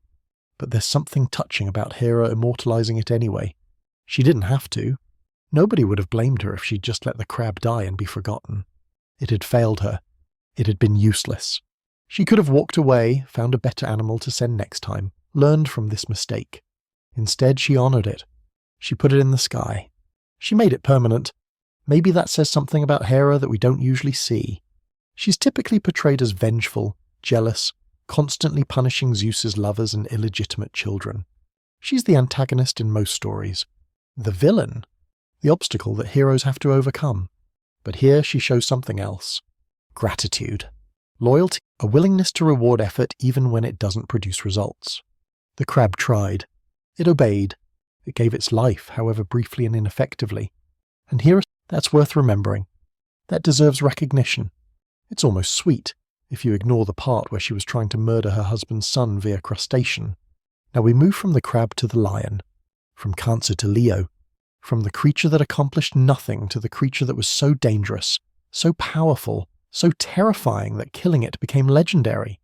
The Nemean lion was Heracles' first labor. Before the Hydra, before the crab, this was the monster he had to defeat to begin his path to redemption. And this lion was not a normal lion. It wasn't even an abnormally large lion. It was a monster, born from divine or monstrous parents. Sources vary, but most agree it was the offspring of Typhon and Echidna, the same pair that produced the Hydra, the Chimera, Cerberus, and basically every other famous Greek monster. This was a creature that was never meant to exist, that shouldn't have been possible, that violated the normal rules of nature. Its most notable feature was its hide. The lion's skin was impenetrable. Completely impenetrable. Arrows bounced off. Spears couldn't pierce it. Swords shattered against it. You could not cut this lion. You could not stab it. You could not harm it from the outside. It was living armor, invulnerable, unkillable by any weapon, and it was terrorizing Nemea, a region near Corinth. It was killing, and nobody could stop it because nobody could hurt it. Every warrior who tried ended up dead. Every weapon that was used ended up broken. Heracles showed up and quickly realized conventional approaches weren't going to work. He tried shooting it with arrows, his first instinct because he was an excellent archer. The arrows bounced off. He tried, the lion barely noticed. So Heracles had to get creative. And by creative, I mean brutal. He tracked the lion to its cave. He found its den, its home, the place where it retreated after hunting. And he did something that seems insane unless you're the strongest human who ever lived. He blocked one of the cave's 2 entrances. Then he went in through the other entrance. He trapped himself in a cave with an invulnerable monster.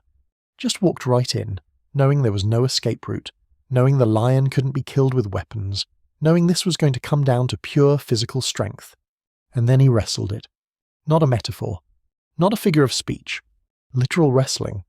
Heracles grabbed this massive lion, this impenetrable monster, and grappled with it in the darkness of the cave. No weapons, no help, just hands against claws, human strength against animal fury. The fight lasted for hours, according to some versions, days, according to others, but eventually Heracles got the lion in a chokehold. He wrapped his arms around its neck and squeezed, and kept squeezing until the lion stopped breathing, stopped struggling, stopped living. He strangled it to death with his bare hands, because if he couldn't cut it or stab it or club it, he could at least prevent it from breathing.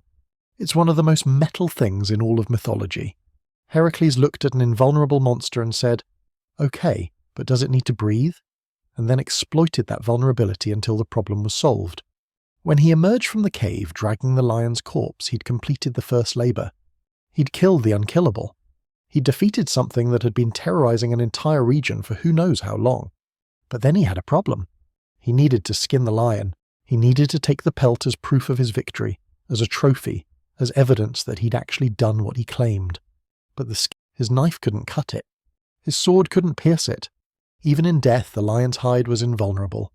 So Heracles used the lion's own claws. He took one of the corpse's claws and used it to cut through the hide, because apparently the only thing that could pierce the lion's skin was the lion itself. The claws were the same material as the hide, capable of cutting what nothing else could cut. It's grotesque when you really think about it. Heracles is sitting there, next to this creature he just strangled to death, using its own body parts as tools to dismember it, turning the victim into the instrument of its own dissection. But this was necessary. The hide had value. Incredible value. If it could protect the lion from all weapons, it could protect Heracles from all weapons. And Heracles, who was going to be fighting monsters for the foreseeable future, could definitely use some invulnerable armor. So he skinned the lion. Carefully. Slowly. Using claw against hide, turning the creature inside out, separating skin from flesh in a process that probably took hours and was definitely unpleasant. And when he was done, he wore it. He threw the lion's pelt over his shoulders, wore its head as a helmet, let its claws dangle down his back. He turned his victim into his armor, his trophy into his protection. From that point on, Heracles is always depicted wearing the Nemean lion's skin. You see a guy wearing a lion pelt as a hood, you know that's Heracles. The lion's death became his identity. That's what Leo represents. Not the lion as it lived, but the lion as it died. The lion as it was defeated, skinned, and worn by the hero who killed it. The constellation immortalizes the victim, but the victim as trophy. The victim as evidence of someone else's greatness. It's kind of messed up when you think about it. The lion didn't choose to be a monster. It was born that way, created by monsters, given impossible powers and an appetite that couldn't be satisfied. It was doing what its nature demanded. And for that it was hunted, strangled, skinned, and turned into clothing. Then it was put in the stars, forever marked as the thing Heracles conquered. Forever remembered as his first labor, his first great victory. The lion is famous, yes, but it's famous for losing, for being killed, for being transformed from apex predator into garment. If you're a Leo, this is your zodiac sign. The lion, but not a living, proud, powerful lion. A dead one, a defeated one that was strangled by a hero and then worn as a cape. Your sign represents something that was too powerful to be allowed to exist, so it was eliminated by someone even more powerful. It represents the moment when invulnerability met suffocation, when impenetrable armor met an attack that didn't need to penetrate.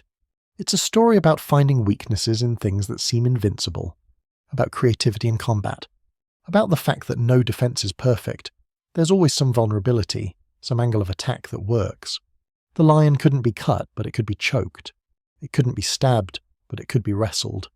It seemed everything that breathes needs air. Everything that lives can die. You just have to find the right method. Heracles found it, and in doing so he proved that he was worthy of his legendary status. Because anyone can kill a normal lion. That's just hunting. But killing an invulnerable monster in single combat, using nothing but your own strength and the creature's biological need for oxygen, that's heroic. It's also deeply violent. Greek mythology doesn't shy away from violence, and this story is no exception. Heracles didn't defeat the lion through wisdom or cleverness, or appealing to its better nature. He defeated it through sustained physical brutality. He choked the life out of it with his bare hands in the darkness of a cave. That's not a clean victory. That's not a quick death. That's prolonged, intimate violence. Heracles would have felt the lion's struggles, felt it thrashing, trying to break free, felt its breathing slow, its movements weaken, its life end. And then, after it was dead, he mutilated its corpse to skin it, used its own claws to cut it apart, took its hide and wore it, carrying the evidence of his kill everywhere he went. This is what heroes did in ancient Greece. They killed monsters and they took trophies. They transformed their enemies into objects, into symbols, into decorations. The lion stopped being a living creature and became a pelt, a story, a constellation. When we look up at Leo in the night sky, we're seeing this transformation immortalized. We're seeing it's one of the brightest, most recognizable constellations. You can't miss Leo. It's prominent, visible, obvious. Unlike Cancer, which is dim and forgettable, Leo demands attention. Which is fitting because the Nemean lion was unforgettable. It was the most dangerous thing in the region. It terrorized an entire population. It killed countless people before Heracles finally stopped it. The lion earned its place in the sky through sheer presence, through undeniable impact. It wasn't put there as a participation trophy like the crab. It was put there because it was genuinely significant, genuinely dangerous, genuinely worthy of being remembered. But it's still remembered primarily for dying, for being defeated, for being the first step in someone else's heroic journey. That's the tragedy embedded in Leo. The lion was powerful but not powerful enough. It was invulnerable but not invulnerable enough. It was terrifying but not terrifying enough to stop Heracles. And in Greek mythology, being almost strong enough is the same as being not strong enough at all. There's no partial credit. You either win or you lose. You either survive or you die. You either remain a living creature or you become a trophy. The lion lost. It died. It became a trophy. And then it became a constellation, forever marked as Heracles' first victim on his path to redemption. There's something almost sad about that. The lion didn't ask to be a monster. It didn't choose to have impenetrable hide or to be hunted by the greatest hero in Greek mythology. It was just living its life, being what it was, doing what its nature demanded. And for that, it was strangled in a cave and turned into clothing. But the Greeks, they saw it as glorious, as proof of Heracles' strength, his courage, his worthiness as a hero. The lion's death was necessary. It was justice. It was the natural result of a monster encountering someone capable of defeating monsters. The fact that Heracles used the lion's body afterward, wore its skin as armor, used it for protection in future battles, that was just practical. Why waste? The lion was dead anyway. Might as well make use of what it left behind. This utilitarianism about death and bodies is very Greek.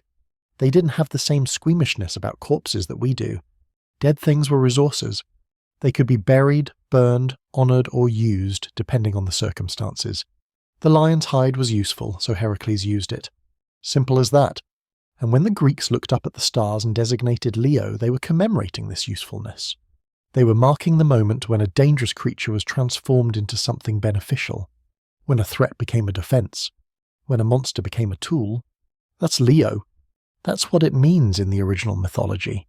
Transformation through defeat, value through death, immortality through being conquered. It's very different from how we think about Leo now. Modern astrology talks about Leos being proud, confident, regal. Like lions are, living lions, powerful lions, lions at the top of the food chain. But the Leo in the sky isn't that. It's a dead lion. A skinned lion. A lion that met something stronger and lost everything, including its hide. The constellation doesn't show a proud lion surveying its domain. It shows the lion as it exists after Heracles, defeated, transformed, turned into something it never chose to be. There's a lesson in there about pride and power, about how being at the top doesn't mean you stay at the top, about how invulnerability is always relative, about how there's always someone or something capable of finding your weakness, exploiting your vulnerability, ending your reign. The Nemean lion probably thought it was untouchable. Nothing could hurt it. No weapon could penetrate its hide. It was the apex predator, the ultimate threat, the unkillable monster, until it met someone who didn't need weapons, who didn't need to penetrate the hide, who just needed strong arms and the willingness to hold on while the lion suffocated. That's humbling in a way. All that power, all that invulnerability, all that terror it inspired, it all meant nothing when confronted with a different kind of strength. The lion was optimized for one kind of battle, and Heracles brought a different kind entirely. And that's how the lion ended up in the stars. Not as a celebration of its power, but as a memorial to its defeat. A reminder that everything has limits. Everything has weaknesses. Everything can be killed if you find the right approach. It's darker than the cheerful lion imagery we see in modern Leo symbolism, but it's more honest. It acknowledges that power is complicated, that strength has limits, that being fierce and terrifying doesn't guarantee survival. The lion was fierce. The lion was terrifying. The lion still died, and Heracles walked away wearing its skin, ready for the next labour, ready to fight the Hydra, ready to be interrupted by a crab that would also die but would, unlike the lion, accomplish absolutely nothing before its death. Both the crab and the lion ended up in the stars. Both became constellations. Both are part of the Zodiac, part of the cosmic calendar, part of the eternal sky. But they got there very differently. The crab through loyalty and failure. The lion through power and defeat. One is remembered for trying despite incompetence. The other is remembered for being overcome despite invulnerability. Together, they tell us something important about how the Greeks thought about death and memory. It's not about how you lived, necessarily. It's about who cared enough to memorialize you. The crab had Hera. The lion had, well, everyone. Its death was so significant, so impressive, so definitive, that it didn't need a specific patron god to argue for its constellation status. The sheer fact of its existence and subsequent defeat was enough. These are the stories behind Cancer and Leo. A failed helper and a defeated monster. A crushed crab and a strangled lion. Both in the sky, both eternal, both far more complicated and darker than the astrological description suggests. If you're a Cancer, you're represented by loyalty that was rewarded despite total ineffectiveness. If you're a Leo, you're represented by power that was overcome despite seeming invincible. Both are actually kind of inspiring in their own messed up ways. The crab teaches us that trying matters even when you fail. The lion teaches us that being strong and scary isn't enough. Someone stronger and scarier might always be out there. These aren't comfortable lessons. But Greek mythology never was. It was meant to be instructive, not comforting. Realistic, not optimistic. True to life, even when life was brutal and unfair and ended with you getting crushed by a hero's foot or strangled in a dark cave. The stars don't lie about any of this. Cancer is dim because the crab was insignificant. Leo is both are permanent because the Greeks wanted them to be. Both carry stories that are way darker than your daily horoscope suggests. And we're not even halfway through the Zodiac yet. We've covered failures and victories, crushed crabs and strangled lions. Now we're moving into more philosophical territory. Because Virgo isn't about a creature or a hero or a divine kidnapping. Virgo is about abandonment. Specifically, it's about a goddess who looked at humanity, decided we were beyond redemption, and literally left the planet. Her name was Astrea, though some sources call her Dike. The Greeks weren't always consistent with their naming conventions, which makes studying mythology either frustrating or flexible, depending on your attitude toward ambiguity. But whoever she was, Astrea or Dike or sometimes merged with both, she was the goddess of justice and innocence.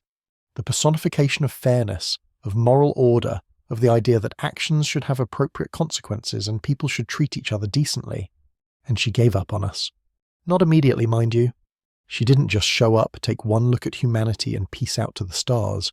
No, she stuck around for a while. She tried. She really did try.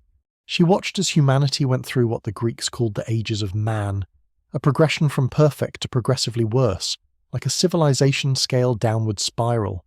It started with the Golden Age. And the Golden Age was, by all accounts, pretty great. People lived in harmony. Nobody had to work because the Earth just provided everything they needed. There was no war, no conflict, no violence. People didn't even lock their doors, presumably because doors hadn't been invented yet, but also because there was no theft. Everyone had enough. Nobody wanted what others had. It was basically an agrarian communist utopia, except it actually worked because divine magic was involved. Astria was perfectly at home in the Golden Age. Justice was easy when everyone was just and fair by nature. Her job, she could walk among humans, interact with them, and not want to immediately file for a cosmic restraining order. But then the Golden Age ended. Because of course it did. Nothing good lasts forever, especially in Greek mythology. The Silver Age came next, and things got less ideal. People started having to work for their food. The Earth didn't just provide anymore. You had to actually cultivate crops, tend animals, put in effort. The seasons became more pronounced. Winter was introduced, which seems like a design flaw, but apparently was necessary for dramatic tension or character development or something. People also started living in houses because they needed shelter from the weather. They began forming communities, developing social structures, creating the earliest versions of civilization.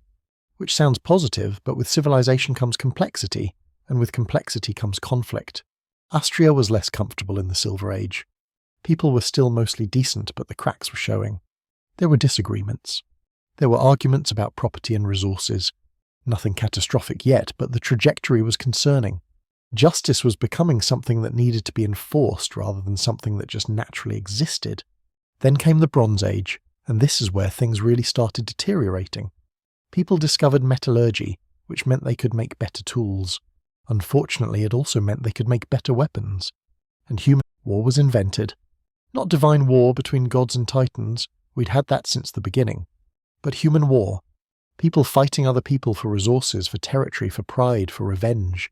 The concept of mine versus yours solidified into something worth killing over. Astria was deeply uncomfortable in the Bronze Age. She still walked among humans occasionally, but she was increasingly disgusted by what she saw. Violent justice wasn't natural anymore. It wasn't even common. It was aspirational at best, laughable at worst. But she stayed. She didn't leave. She held on to the hope that humanity might turn things around, might rediscover the values of the Golden Age, might remember what it meant to live justly. And then came the Iron Age. The Iron Age is where Astria finally gave up. Because the Iron Age was, according to Greek mythology, the absolute worst. This was the age of maximum human awfulness. And the Greeks were writing this during the Iron Age, by the way. They weren't talking about some hypothetical future decline.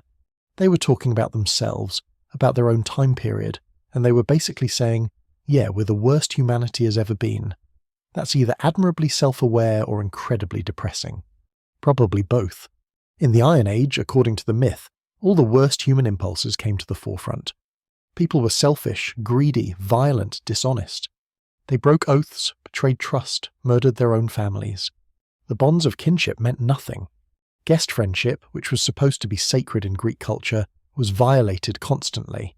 People would invite you into their homes and then rob or kill you. Not exactly the hospitality you'd write home about, assuming anyone back home would even care, since they'd probably be plotting something similar. There was no honour, no loyalty, no justice. Or rather, justice existed only as a concept that everyone agreed to ignore. People knew what was right. They just chose to do what was convenient or profitable or satisfying instead. And Astria, goddess of justice, looked at this mess and basically said, "I'm out." She didn't just leave quietly either. She didn't sneak away in the middle of the night, ghost humanity like a bad date. No, according to the myths, she made her displeasure known. She told humanity exactly why she was leaving. She basically gave an exit interview where she listed all the ways humans had disappointed her. Imagine being an entire species and getting fired by a goddess. That's as Astria looked at humanity and said, "You know what? I quit. You're beyond help. Figure it out yourselves." And then she ascended to the stars, leaving Earth behind forever. The symbolism here is pretty heavy-handed. Justice literally leaving the planet because humans couldn't handle it. The goddess who represented moral order looking at human civilization and deciding it was a lost cause. It's the ultimate divine vote of no confidence. And the Greeks told this story about themselves, remember? They weren't blaming some other culture or some hypothetical group of terrible people. They were saying, We're so bad that justice itself has abandoned us. That's a level of pessimism that's almost impressive. Most cultures have foundation myths about how great they are, how they were chosen by the gods, how they represent the peak of civilization. The Greeks had a myth about how they were so morally bankrupt that a fundamental cosmic principle gave up on them and left. It's very Greek, actually. They loved tragedy. They loved stories where people failed despite their best efforts, where good intentions led to bad outcomes, where the universe was fundamentally indifferent or hostile to human flourishing. Astrea leaving fits perfectly into that worldview. But here's where it gets interesting. Astrea didn't just vanish into nothing. She went to the stars and became Virgo. She's still there, technically. Still watching. Still judging, presumably. Just from a very, very great distance where she doesn't have to directly interact with humanity's terrible life choices. It's like when you unfollow someone on social media but occasionally check their profile to see if they're still a mess. Except cosmic. And eternal. Virgo, different sources give different explanations for the wheat, but the most common interpretation is that it represents Demeter, the goddess of harvest, or connects to agriculture more generally.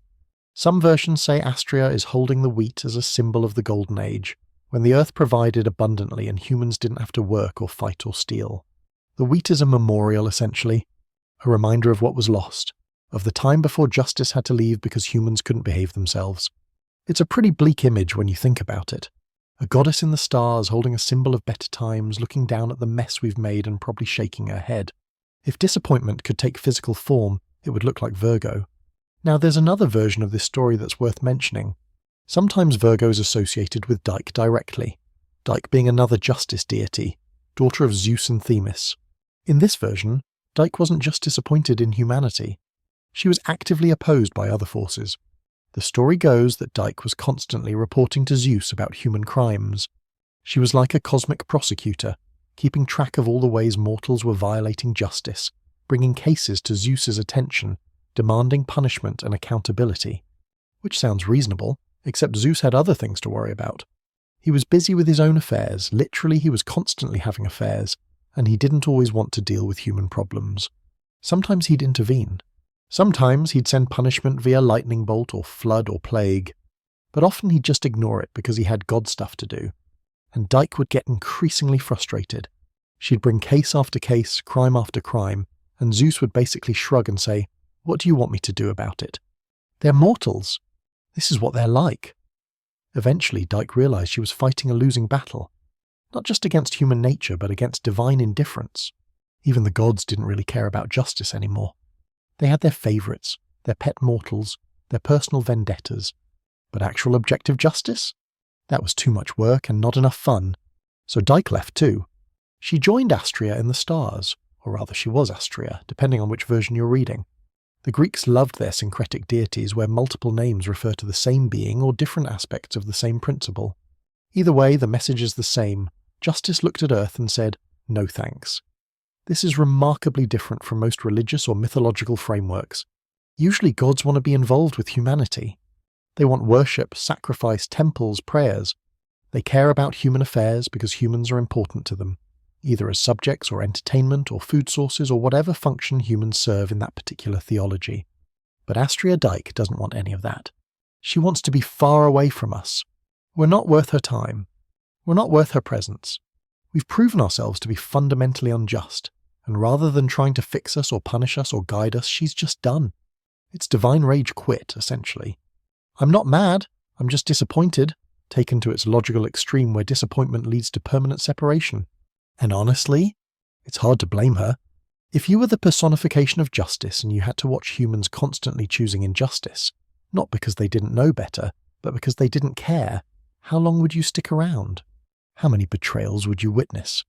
How many murders? How many thefts? How many broken oaths and violated trusts would you endure before you said, "You know what?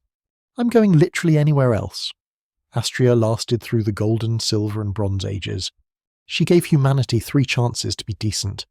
And only on the 4th age, the Iron Age, did she finally leave. That's actually pretty patient, all things considered. But once she left, she was gone. There's no story about her coming back. No prophecy about her return. No hint that if humanity just gets its act together, justice will descend from the stars and everything will be okay again. She's just gone. Permanently. We're on our own. That's a heavy burden to place on humanity. The Greeks were essentially saying, we've been abandoned by justice itself, and we have to figure out how to create it ourselves because nobody's coming to save us. It's almost empowering in a weird way. If justice isn't an external force, if there's no cosmic accountant keeping track and enforcing fairness, then justice becomes something humans have to actively create and maintain. It's not natural. It's not going to happen on its own. It's work. Constant, difficult, never-ending work. And maybe that's the real lesson of Virgo. Not that we're so terrible that justice abandoned us, though that's certainly part of it. But that justice isn't something that just exists in the universe. It's something we have to build, defend, and maintain ourselves. The goddess left because she realized she couldn't do it for us. We have to do it for ourselves. Or we don't, and we continue living in the Iron Age, where everyone's terrible to everyone and injustice is the norm. The Greeks were not optimistic about which option we'd choose. Now let's talk about what this means for Virgo as a constellation. It's one of the largest constellations in the sky and one of the oldest recognized patterns. The Babylonians saw it as a fertility goddess, which makes sense given the wheat symbolism. The Egyptians associated it with Isis. By the time the Greeks got around to it, they connected it with justice and the story of divine abandonment. The constellation rises in spring during planting season, which reinforces the agricultural connection. The wheat isn't just a symbol of the past, it's a reminder that even if justice has left, life continues. Crops must be planted, work must be done. Humans have to keep going even without divine support. There's something stoic about that. The goddess left, but we're still here. She's disappointed in us, but we're still harvesting wheat and telling stories and trying to survive. Her abandonment doesn't end us. It just means we have to be responsible for ourselves now, which is terrifying but also liberating. If you're a Virgo, this is your zodiac sign's origin. You're represented by a goddess who looked at humanity and decided we weren't worth her continued presence. Your symbol is divine disappointment personified, holding wheat as a memorial to better times that will never return. That's not exactly the uplifting message you get from astrology apps, which tend to focus on Virgo as being analytical, detail-oriented, practical. But those traits make sense in context. Of course Virgos are practical. They're associated with a goddess who realized idealism wasn't working and left. Of course they're analytical. Someone has to keep track of all the injustice now that Astrea isn't doing it. Of course they're detail-oriented. Justice requires attention to specifics, to evidence, to the careful weighing of actions and consequences. Virgos are doing Astrea's job now that she's gone. They're the ones still trying to maintain justice on a planet that justice abandoned. The wheat in Virgo's hands is also significant in another way. Wheat represents civilization, agriculture, the things that separate humans from animals. We plant seeds, we wait for them to grow, we harvest them, we store them for later. It requires planning, cooperation, delayed gratification. Those are the same skills required for justice. You have to plant justice carefully, tend it regularly, protect it from threats, harvest it when appropriate, and store it for future use. It's not immediate. It's not easy. It requires constant attention. Astrea's holding the wheat like she's saying, "Here, this is what civilization requires. This is what justice needs. Can you handle it? Because I couldn't anymore. It's a challenge, a test, a question that the Greeks asked themselves and that we're still asking today. Can we create and maintain justice without divine intervention? Can we be fair to each other just because it's right, not because a goddess is watching and judging?" The Greeks didn't think so. They told stories about the Iron Age as the worst age, the age where justice was gone and humans were awful to each other. And they weren't wrong about human capacity for injustice. History is full of examples that would have driven Astrea to the stars even faster. But we're still trying, some of us anyway. We argue about justice constantly, what it means, how to achieve it, who deserves it. We fail at it frequently. But we keep trying. Maybe that's something Astrea didn't account for. She left because she thought we were hopeless. But hopeless doesn't mean we stop trying. We're stubborn that way. Astrea, she sees everything we do, all the injustices, all the failures, all the ways we disappoint her daily. But she also sees the attempts at justice. The laws we write, the courts we establish, the moral progress we occasionally make despite ourselves. Is it enough to bring her back? Probably not. The Greeks didn't write that story. There's no return of justice to Earth, no second golden age where everything is perfect again. But maybe that's okay. Maybe we don't need her to come back.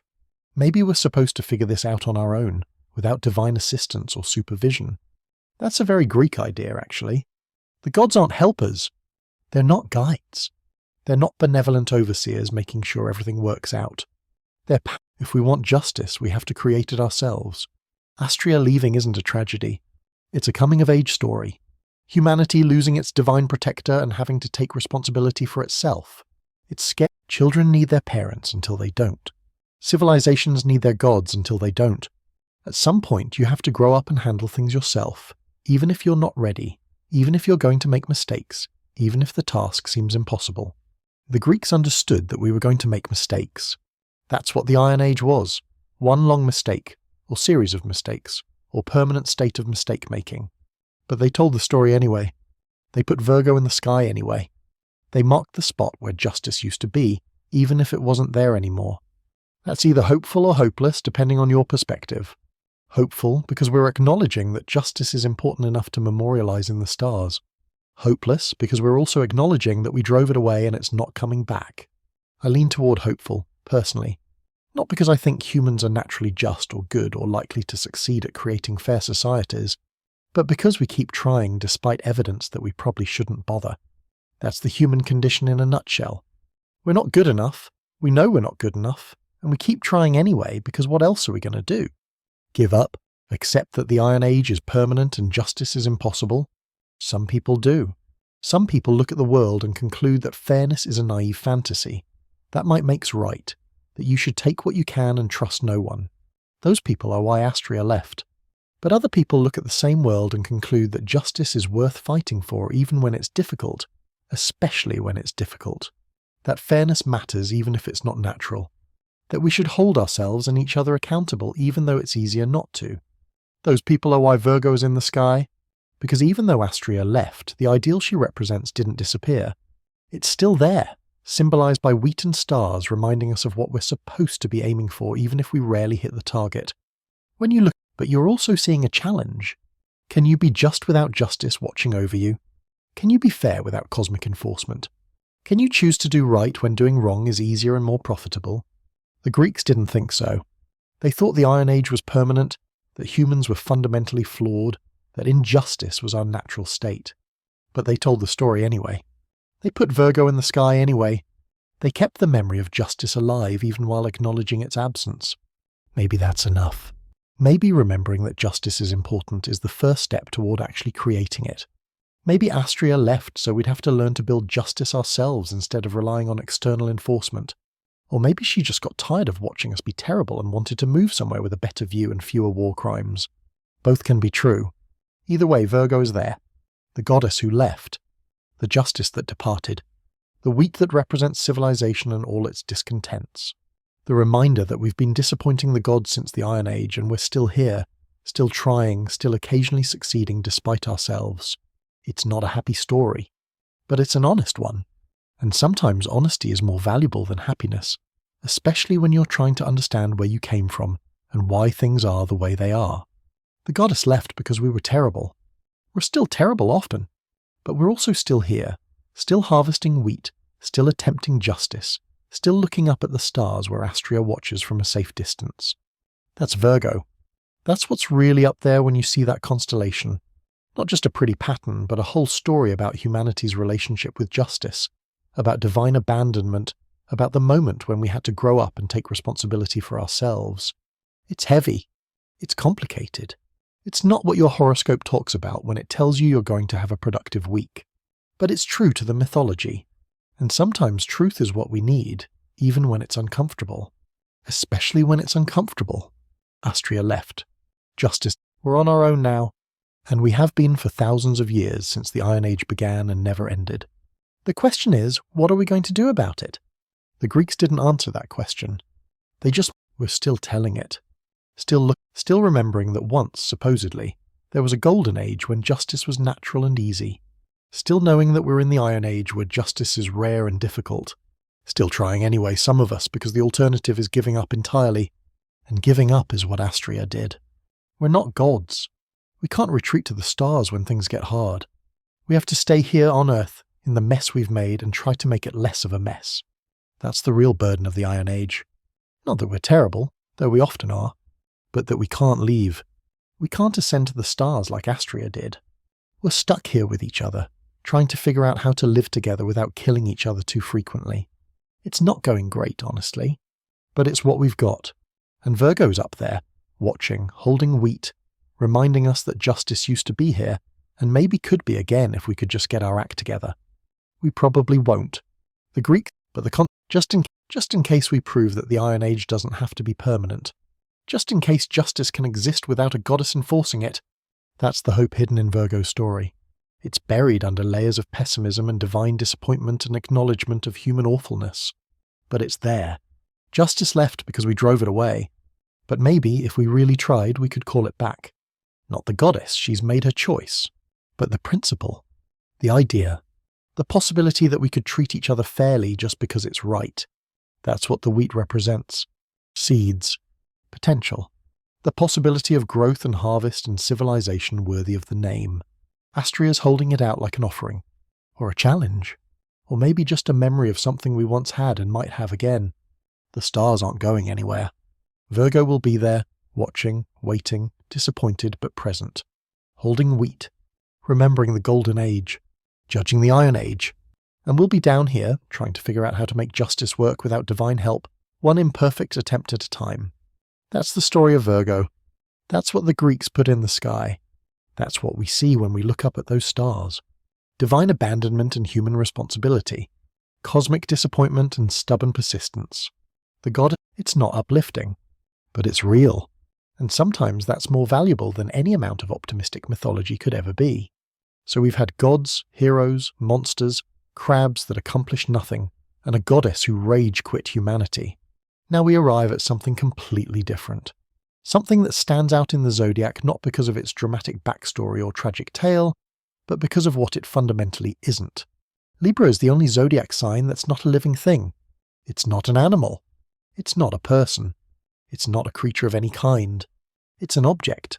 Specifically, it's a scale, a balance, a tool for measuring weight. And if you're thinking that sounds remarkably boring compared to flying golden rams and impenetrable lions, you'd be absolutely right. But the story of how we ended up with a measuring instrument in the sky is actually more interesting than you'd expect, and significantly more violent than you'd assume an inanimate object could inspire. Let's start with the obvious question. Why is there a scale in the Zodiac at all? Every other sign has some mythological narrative attached to it. Zeus turned into a bull. Castor and Pollux shared immortality. Heracles strangled a lion. Even the pathetic crab got a story about getting crushed. But Libra is just there, hanging out in the sky, balancing things, presumably, though what exactly it's balancing has been a matter of debate for thousands of years. The Greeks didn't actually have Libra as a separate constellation, which is the first interesting thing about this sign. When they looked at that section of sky, they saw something completely different. They saw the claws of Scorpio. That's right. What we now know as Libra, the scales, the symbol of balance and justice, used to be part of the scorpion. Specifically the scorpion's front claws. Its pincers, the parts it uses to grab things before stinging them to death. Not exactly a symbol of judicial impartiality and measured consideration. So the Greeks had this massive scorpion stretching across the sky, complete with claws and tail and stinger. And it made sense to them. Scorpions are important. They're dangerous. They kill people. They deserve constellation status, apparently more than whatever entity might be represented by a set of scales. But then the Romans showed up. And the Romans, being Romans, decided they knew better. They looked at this section of sky and said, actually, we're going to repurpose this. We need a place to put our scales, and this seems like a good spot. So they essentially performed cosmic surgery. They took the scorpion's claws and said, these aren't claws anymore. These are scales. This is Libra now. The scorpion can manage with a slightly smaller constellation. And just like that, Libra was born. Not through any epic battle or divine transformation or heroic deed, but through what amounts to celestial rezoning. The Romans looked at someone else's constellation, decided they needed the real estate, and just claimed it for their own purposes. It's the astronomical equivalent of eminent domain. We're building a highway through your scorpion. Sorry, not sorry.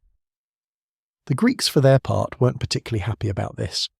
They'd had their scorpion perfectly arranged in the sky for centuries, and now the Romans were dismembering it for bureaucratic purposes. But the Romans were, well, Romans. They had military superiority and cultural influence, and a strong opinion about how the sky should be organized. So Libra stayed, and the Scorpion had to learn to live with smaller claws. Now, why did the Romans want scales in the sky so badly that they were willing to mutilate a perfectly good arachnid constellation? Because they were obsessed with law and order. The Romans loved justice, their version of justice anyway, which often involved crucifixion and forced labor, but was very properly documented and legally justified. They needed a symbol for their legal system, and scales were it. Scales, when you bring a case to court, the scales tip one way or another based on the weight of the evidence. But the impartial, objective.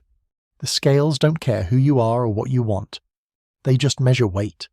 They're the ultimate neutral arbiter, incapable of corruption because they're incapable of thought. That's actually the point. Libra isn't a hero or a god because justice isn't supposed to be personal. It's supposed to be impersonal. It's supposed to be mechanical, automatic, based on measurable criteria rather than subjective judgment. Remember Astrea, the goddess of justice who left Earth because humans were terrible? She was personal. She had feelings, opinions, frustrations. She could be disappointed. She could give up. She was vulnerable to the same emotional exhaustion that affects anyone who tries to enforce fairness in an unfair world. Libra isn't vulnerable to any of that. Libra doesn't have feelings. Libra doesn't care if you're rich or poor, powerful or weak, sympathetic or despicable. Libra just weighs. That's all it does. That's all it's supposed to do. It's the perfect symbol for how justice should work in theory, even though it never works that way in practice. The Romans understood this. They knew that human judges were fallible, corruptible, subject to bias and pressure and all the messy complications that come with being alive. So they created this symbol of how justice should be, perfectly balanced, completely neutral, eternally impartial. And they put it in the sky, right where the Scorpion's claws used to be, because if you're going to create an ideal, you might as well put it somewhere cosmic and unreachable where reality can't tarnish it. There's also an astronomical reason for Libra's position that's worth mentioning. Libra sits on the ecliptic, the path the sun appears to take across the sky, at the point of the autumnal equinox. At least it used to. The precession of the equinoxes has shifted things since the Romans designated this constellation. But historically, when the sun moved into Libra, day and night were equal length. Balanced. Like scales. 12 hours of daylight, 12 hours of darkness. Perfect equilibrium between light and dark, between activity and rest, between the growing season and the dormant season.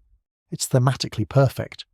The scales appear in the sky when the world itself is balanced between two states.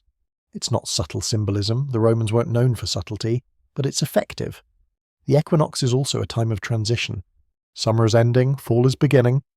The year is shifting from abundance to scarcity, from growth to harvest to dormancy. Things are changing, but for one moment they're perfectly balanced. One day, one night. Equal. Fair. That's what Libra represents. Not the dynamic struggle of good versus evil, or the tragic devotion of brothers, or the violent conquest of heroes over monsters. Just balance. Simple, clean, impersonal balance. It's the least dramatic constellation in the Zodiac, which is kind of refreshing after all the murder and divine kidnapping and cosmic abandonment we've covered so far. Libra isn't trying to tell you an emotional story. It's just trying to measure things accurately. But here's where it gets interesting. Because while Libra itself might be neutral and impersonal, the history of justice is anything but. The Romans, they had a legal system that was remarkably advanced for its time, yes, but it was also a system that allowed slavery, that treated women as property, that considered torture an acceptable method of extracting testimony from enslaved people. The scales were supposed to be balanced, but the weights on either side were determined by people with all their biases and prejudices and self-interests intact. The symbol was perfect. The implementation was deeply flawed. That's the gap between Libra and reality. The scales in the sky represent an ideal that has never been fully achieved. True impartiality. True fairness. True justice that doesn't care about wealth or status or connections. We've been trying to reach that ideal for thousands of years. We've created elaborate legal systems, written constitutions, established courts and procedures and rules. We've done everything we can to approximate the perfect balance of those cosmic scales. And we keep failing. Not completely. We've made progress, certainly more progress than the Romans had. But we're still not there. We're still dealing with bias, corruption, inequality. We're still putting thumbs on the scales, consciously or unconsciously, tipping them in favor of whoever has more power or money or social capital. The scales in the sky don't have this problem. They're pure symbol, uncorrupted by reality. They balance perfectly because they don't have to actually balance anything. They're an aspiration, not an achievement. That's both inspiring and depressing. Inspiring because we have something to aim for, a clear representation of what justice should look like. Depressing because we've been aiming for thousands of years and still haven't hit the target. Libra doesn't care about our failure, obviously. It's not capable of caring. It's not capable of anything except existing in the sky, marking the equinox, representing balance in its most abstract form. That's actually its strength. Unlike Astrea, who got disappointed and left, Libra can't be disappointed. It can't leave. It can't give up on us. It's just there, eternally representing the possibility of balance even when balance seems impossible. It's the most patient symbol imaginable. Not because it chooses patience, but because it has no choice. It's an object. Objects don't have agency. They can't decide to quit or give up or walk away. They just persist. That's actually a pretty good model for justice when you think about it. Not the emotional, personal justice that Astrea represented, but the institutional, systematic, persistent justice that keeps existing even when it's under attack or being ignored or failing to deliver on its promises. Legal systems don't give up, even when they're corrupt. Courts keep holding sessions even when they're biased. Laws remain on the books even when they're unjust. The machinery of justice keeps turning imperfectly, inadequately, but persistently. That's Libra. That's what the scales represent. Not perfect justice, but the refusal to stop trying for it. Not a goddess who can be disappointed, but a tool that can't be discouraged. It's a lower bar than Astrea set, but maybe that's more realistic. Maybe what we need isn't divine perfection, but mechanical persistence. Maybe justice isn't about getting it right every time, but about having a system that keeps trying, keeps measuring, keeps attempting to balance the scales even when they're weighted against fairness. Now let's talk about what it means that Libra used to be the Scorpion's claws, because that's actually pretty significant symbolically. Claws are for grasping, for holding on to things, for grabbing what you want and not letting go. They're active, aggressive, possessive. The Scorpion uses its claws to capture prey, to defend itself, to interact with the world in violent, self-interested ways. Scales are the opposite. They're passive, neutral, designed to receive rather than to grasp. You place things on scales. Scales don't reach out and grab things. They're receptive rather than active, measuring rather than taking. So when the Romans transformed the Scorpion's claws into scales, they were making a statement about justice. Justice isn't about grasping what you want. It's about receiving what's given to you, evidence, arguments, testimony, and weighing it fairly. Justice doesn't reach out and grab. It waits to receive. That's a radical redefinition of that part of the sky. The Greeks saw aggression and capture. The Romans saw reception and measurement. Same stars, completely different meaning. It's also worth noting that this transformation diminished the Scorpion, made it smaller, less complete. One creature's loss became another concept's gain. You could read that as symbolic too. Maybe justice requires giving something up. Maybe you can't have both the aggressive, grasping claws and the balanced, fair scales. Maybe they're fundamentally incompatible and you have to choose. The Romans chose the scales. They decided that justice, or at least the appearance of justice, the aspiration toward justice, was more important than maintaining the Scorpion's anatomical integrity. The Greeks might have disagreed. They seemed fine with the Scorpion having its full set of claws, but the Romans won that argument, culturally speaking. Their version of the sky is the one we inherited. Their Libra is the one we still recognize. And now we live in a world where most people don't even know that Libra used to be part of Scorpio. The scales seem natural, inevitable.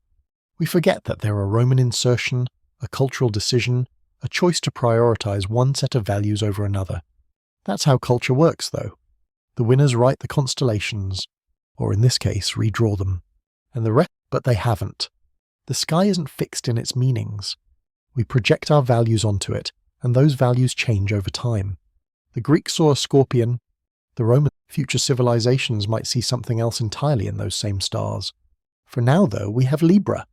The scales. The only inanimate object in the zodiac sitting there at the equinox, representing balance that we aspire to but rarely achieve. If you're a Libra, this is your sign. Not a hero, not a god, not even a monster. An object. A tool. a symbol of impartiality that was created by literally cutting off part of another constellation. Your origin story isn't about brave deeds or tragic love or divine abandonment. It's about bureaucratic reorganization and symbolic repurposing. It's about the Romans deciding they needed a place to put their scales and finding a convenient spot in someone else's scorpion. It's not glamorous, but it's honest in its way. Because justice isn't glamorous either. It's not exciting or dramatic or emotionally satisfying most of the time. It's procedural. It's methodical. It's the slow, grinding work of trying to measure things fairly in a world that resists fair measurement. That's what the scales do. They measure. They balance. They try to find equilibrium between competing claims and interests. They don't succeed perfectly, nothing does.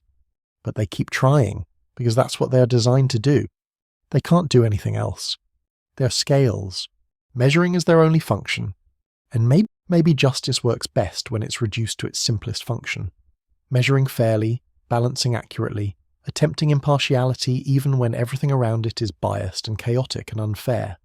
It's not as inspiring as Astrea, who was justice personified, walking among humans with compassion and standards. But it's more durable. Astrea left when she got disappointed. Libra can't leave. It's stuck there in the sky, weighing, balancing, persisting. Because justice requires persistence. It requires showing up every day, even when yesterday was a failure. It requires continuing to try, even when success seems impossible. It requires being the scales that keep measuring, even when the weights on either side are stacked unfairly. Libra isn't the most interesting constellation in the zodiac. It's not the brightest or the most dramatic or the most emotionally resonant, but it might be the most necessary.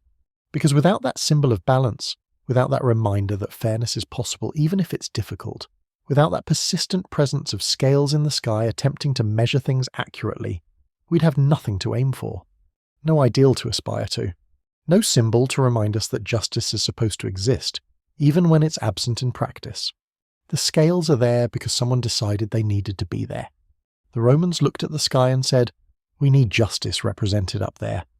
We need a symbol that people can point to and say, that's what we're trying to achieve." And they created it. Not by finding a story or a hero or a divine decree, but by taking something that already existed, the scorpion's claws, and repurposing it. By saying, this space serves a different function now. This is for justice. This is for balance. This is for the ideal we're trying to reach. Is almost arrogant when you think about it. Deciding that your concept of justice is important enough to literally rewrite the sky, to take someone else's constellation and claim it for your own purposes. But it worked. We still have Libra. We still recognize the scales. We still associate them with justice and fairness and the careful weighing of evidence and claims. The Romans, their scales are still there, still balancing, still representing an ideal that we're still trying to achieve thousands of years later. That's either a testament to the power of good symbolism or a testament to the Romans' cultural influence. Probably both. Either way, Libra remains. The only zodiac sign that isn't alive, that never was alive, that represents something completely abstract rather than something that could bleed or die or feel emotions. It's the ultimate impersonal symbol in a zodiac full of very personal stories.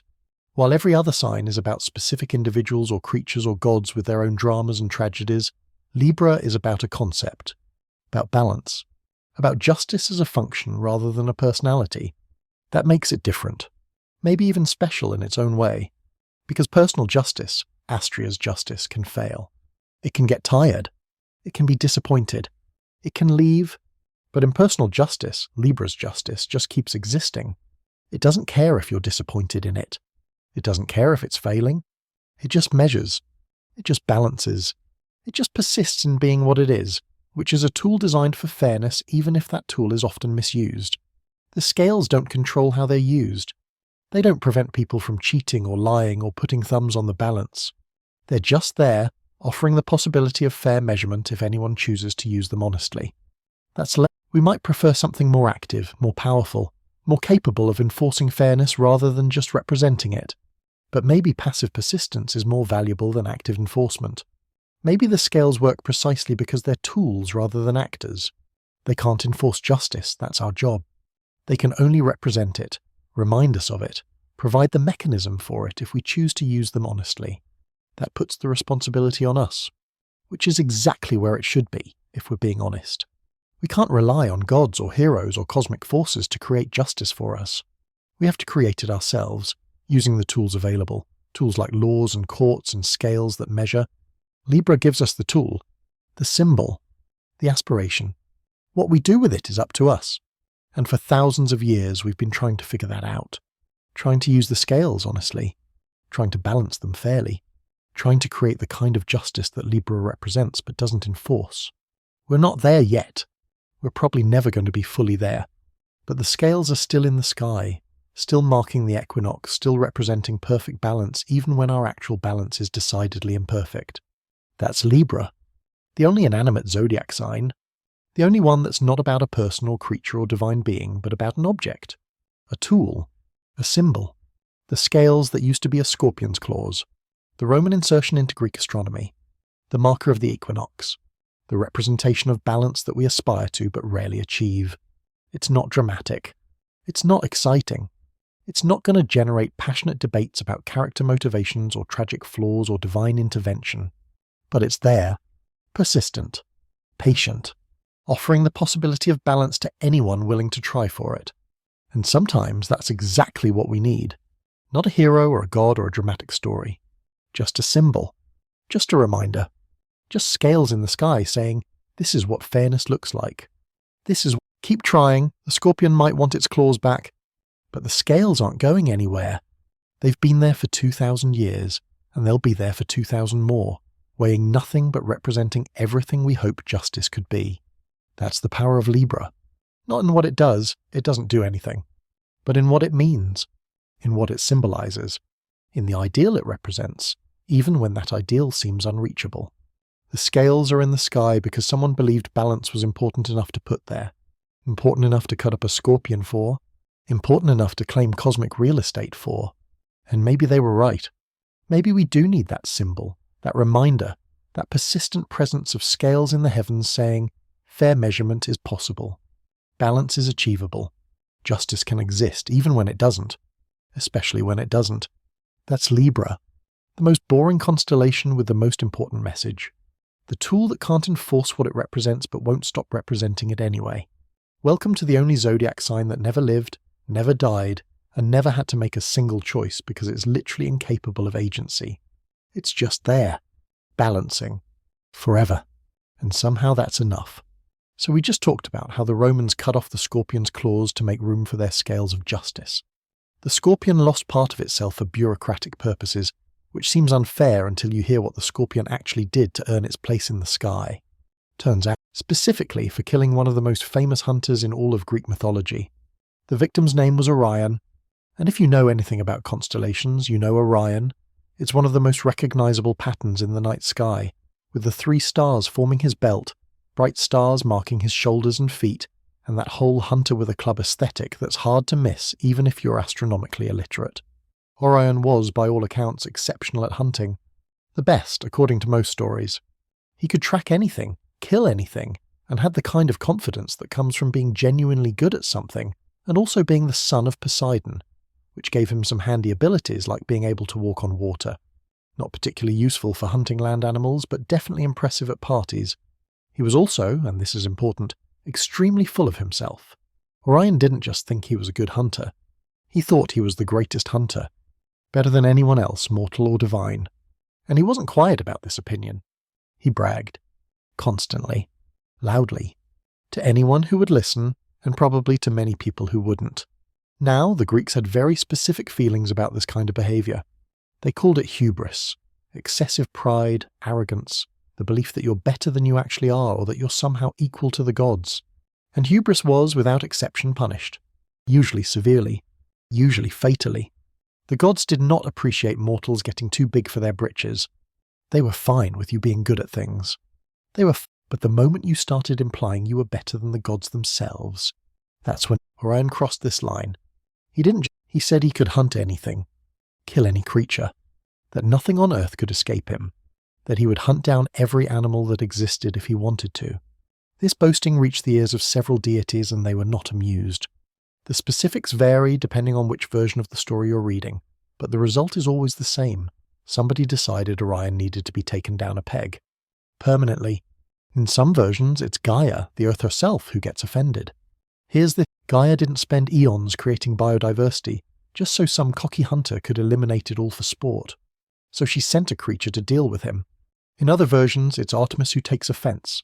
Artemis was the goddess of the hunt, and she was very good at her job.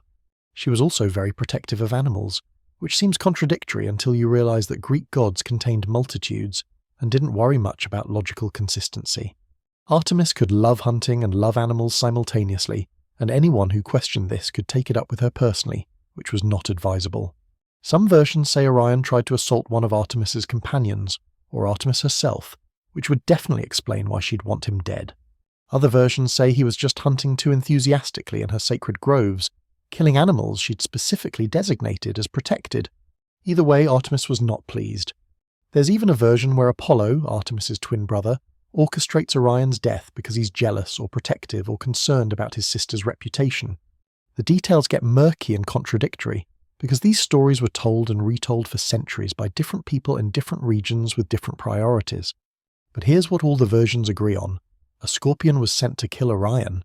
A giant scorpion, specifically. Because when the gods want someone dead, they don't mess around with normal-sized assassins. This scorpion emerged from the earth, literally from underground, which is already creepy, and went after Orion. And Orion, for all his skill and confidence and divine parentage, realized pretty quickly that he was in serious trouble. He couldn't fight the scorpion. His weapons were useless against its armored body.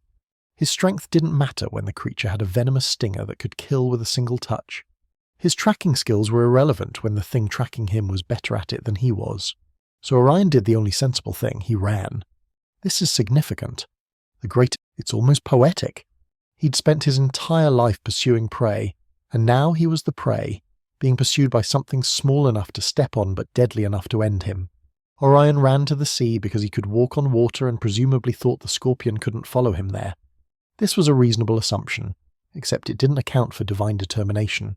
The scorpion followed him, into the water, after him. Some versions say the scorpion could also walk on water because why not, is mythology. Other versions say it swam, which is actually something real scorpions can do. They hold air bubbles around their bodies and basically float along the surface, which is nightmare fuel if you've ever thought about swimming in scorpion-inhabited areas. Either way, the water didn't save Orion. The scorpion caught up to him and stung him. And that was it. The greatest hunter in the world died from a scorpion sting far from shore, killed by a creature he'd probably never even bothered to hunt because it was too small to be worth his time. The irony is thick. The hunter becomes the hunted. The boastful becomes the humbled. The mighty becomes the dead. It's Greek tragedy in its purest form, a character's fatal flaw leading directly to their downfall. Orion's fatal flaw was his pride, his hubris, his inability to recognize that being the best mortal hunter didn't make him invincible, and definitely didn't make him equal to the gods. He pushed too far, claimed too much, and the universe corrected him. Lethally. But here's where the story gets interesting from an astronomical perspective. Both Orion and the scorpion ended up in the stars. Not together, obviously, that would be awkward, but on opposite sides of the sky. When Orion is visible rising in the east, Scorpio is setting in the west. When Scorpio rises, Orion sets. The hunter is forever pursued by the thing that killed him. The scorpion is forever pursuing its prey. It's cosmic punishment that never ends. Orion can never escape the scorpion. He can never rest. He's stuck in an eternal cycle of flight, always seeing the scorpion rise as he sets, always knowing it's coming, always having to yield the sky to the creature that ended him. And the scorpion? The scorpion is stuck in eternal pursuit. It killed Orion once, but the job is never finished. Every night it has to chase him again. Every night Orion flees again. The victory is permanent but incomplete. The hunt never ends. It's actually a pretty horrible fate for both of them when you think about it. Neither gets closure. Neither gets to move on. They're locked in this celestial pattern forever, repeating the same chase, the same flight, the same inevitable conclusion. But let's talk about the scorpion itself for a moment. Because unlike most of the creatures we've covered so far, the scorpion didn't have a personality or a backstory or any kind of individual identity.